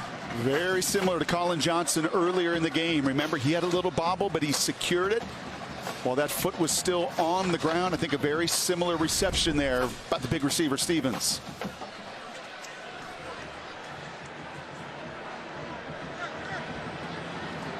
That was a heck of a throw on 3rd and 10. Anticipating it. 5.5 to go from the 40. Alanalua. It'll be 2nd and 8 after this game break. Coming up right here on Fox after Texas TCU, it's Game 4 of the World Series between the Astros and the Nationals. Houston feeling good after taking Game 3 last night. Nats still lead the series 2-1. Pre-game starts at 7:30 Eastern. First pitch set for 8:07 right here on Fox, Joe. All right, Amber, and quite an entertaining lead-in to Game 4 of the World Series. 30-27, inside 5 minutes left. On second down, off play action. Duggan steps up, steps away, takes off. First down in Texas territory. Coburn delivers the big hit, but it's after a gain of 14 for the freshman quarterback. Thought he could check it down to his running back, and the Horned Frogs running back, second, third leading receivers on this team. Instead, he uses his running back, Alana Lua, to be the blocker. And much like Ellinger on the other side, you're seeing two quarterbacks with the game on the line. The X factor they bring to the table, their ability to run. Now 63 yards for Duggan. This is a Texas defense. That's been one of the problems, running quarterbacks. Spencer Sanders, Oklahoma State, more than 100. Jalen Hurts, 131. Alana Lua gets pummeled this time. Malcolm Roach brings him down. His fourth tackle for a loss today. Well, he's been a difference maker, hasn't he? Second and 12. The clock becoming a factor inside 4 minutes. Both teams all 3 timeouts. Second and 12 from the 45.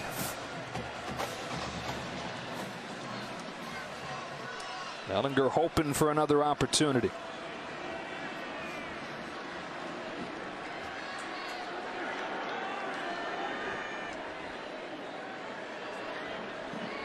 Run the play clock all the way down. Work out of an empty set. Free rusher, flushing Duggan. He'll slide. It's third and long. Boy, Juwan Mitchell has been effective on the blitz today. That is the exact same pressure look that they sacked Duggan earlier, and you know that Tom Herman is going to allow his defensive coordinator, Todd Orlando, to do what Todd does best, and that is to get after the quarterback, to not sit there and let those shots down the field happen, but to force the issue. Once again, Mitchell comes unblocked, and Orlando's nature is to be aggressive. Third and 14, 2:50 left to go. Again, they empty it out for the freshman quarterback. And again, Texas brings heat. Duggan hit as he throws. Watch Barber. He makes the catch. What an adjustment. What a play. First down, TCU. Wow. Biggest play yet of the game. The Longhorns do what they do best. Osai comes in and he drills the true freshman. But the true freshman on the other side, Owens can't find the ball, and Barber, like he did earlier with the game-changing play, does. Give your difference makers a chance. Elevate the people around you.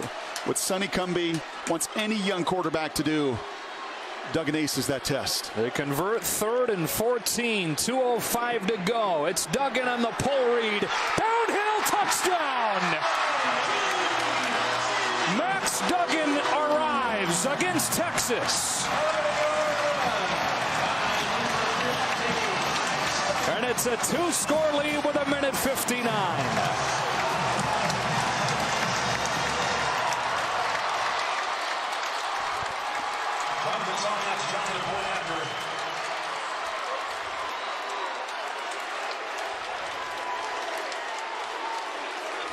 And Sonny Cumbie, who's taken a lot of heat from TCU fans, a lot of heat in the media for the play calling over the first 6 games of the season, as they work from one quarterback to another. Getting the best performance of the young career from the freshman out of Council Bluffs, Iowa. The pride of Lewis Central. Max Duggan for the touchdown and a 10-point lead.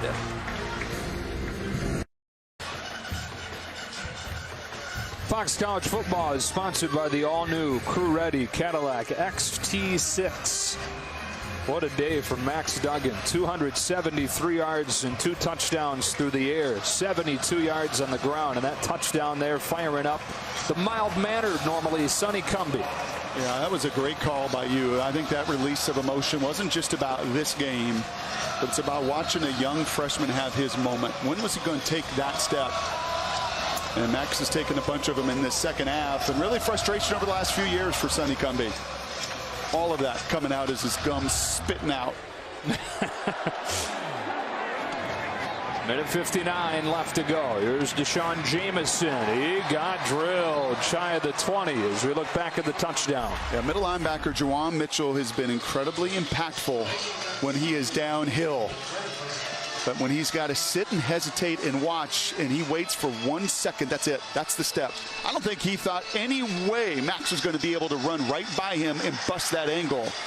But Juwan hesitates for a moment, and the young freshman not looking like it in this second half at all. Well, this game not over yet. It's a 10-point game. Critical there that TCU is able to get a touchdown out of that trip. But 3 timeouts and the veteran quarterback Sam Ehlinger. Got 2 to snap it here. They get it off in time. 8 in coverage. That ball is tipped and incomplete. Jeff Gladney has had his mark all over this game. He got his hand on it there to make it 2nd and 10. There are a lot of NFL people here. He's a little slow to get up. He's actually going to hop off the field, but he baits that throw, the corner route behind him, and the tip nearly ends up in the arms for the 4th time of a Horned Frog. There's Ben Wilson making his debut on defense for TCU today. TCU calls their first time out of the half. 30 Horned second Frog's going to use a timeout. Some confusion there who is going to come into the game for Gladney.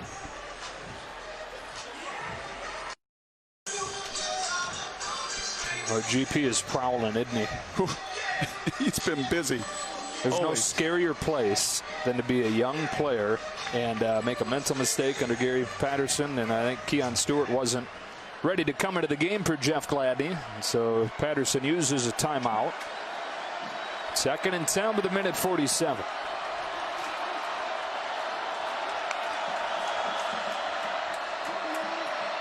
Ehlinger, Ingram, Wilson. Now Ben Wilson had foot surgery and so missed the first 5 games of the year. Made his debut on special teams against Kansas State last week, playing some big minutes defensively at linebacker here on this one.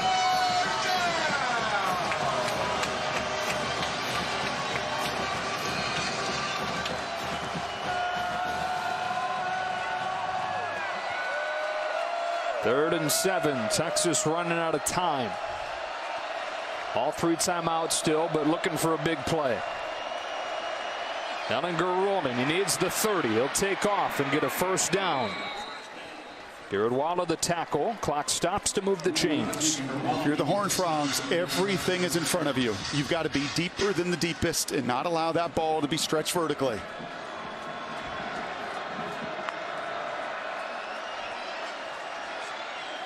They're looking to stretch it with Johnson. Some jousting out there with Keon Stewart, Gladney's replacement, and it was just out of his reach. Surprised you leave that matchup. A senior on a freshman in a one-on-one go ball. 7-inch advantage, too. Yeah. Unable to hook up. 2nd and 10 with a minute 17. And you see the adjustment for Gary now. You've got a safety on top. And Gladney back in. Yeah, that's right.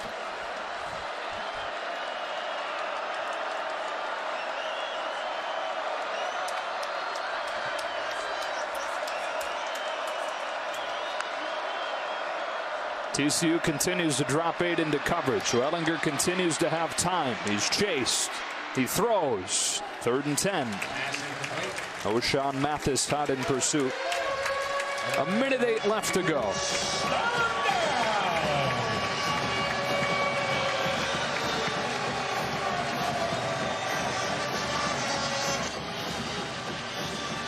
Those two have been at it all day long. One of the better play callers in all of college football, and Gary Patterson, a guy that tries to defeat every call with his defensive signals. And man, has his secondary been good in this second half.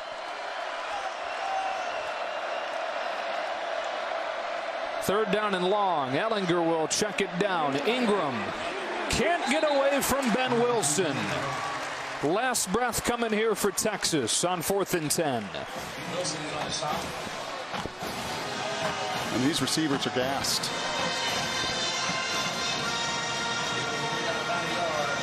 I mean, these receivers have been running up and down this field as much as they possibly can. Well, here's the game.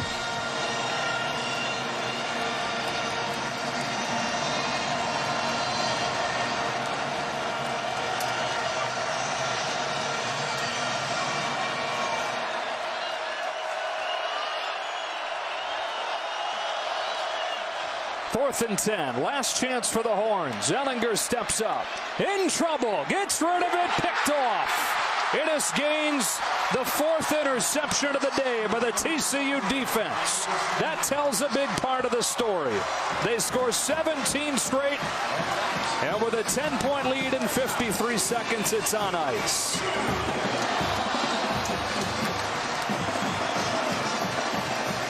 That's teaching tape in this second half of how to cover down, even against a loaded receiving corps with a bunch of seniors and a quarterback as hot as anybody in college football.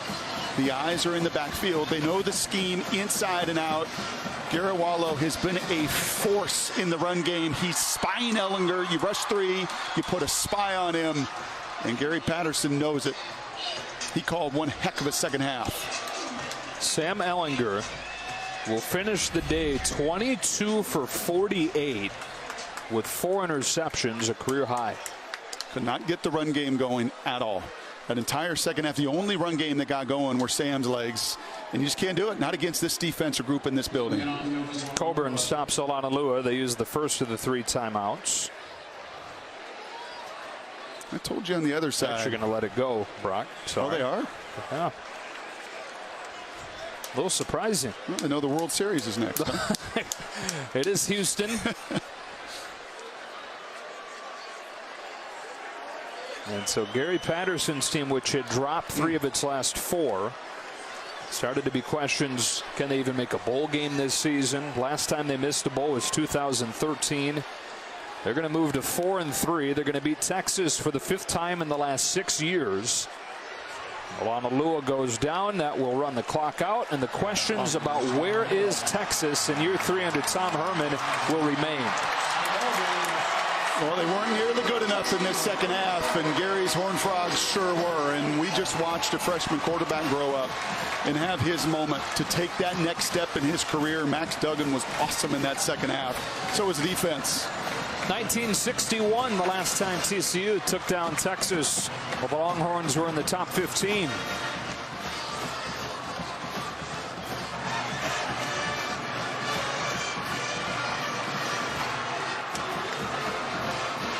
Well, they're going to celebrate this one in style.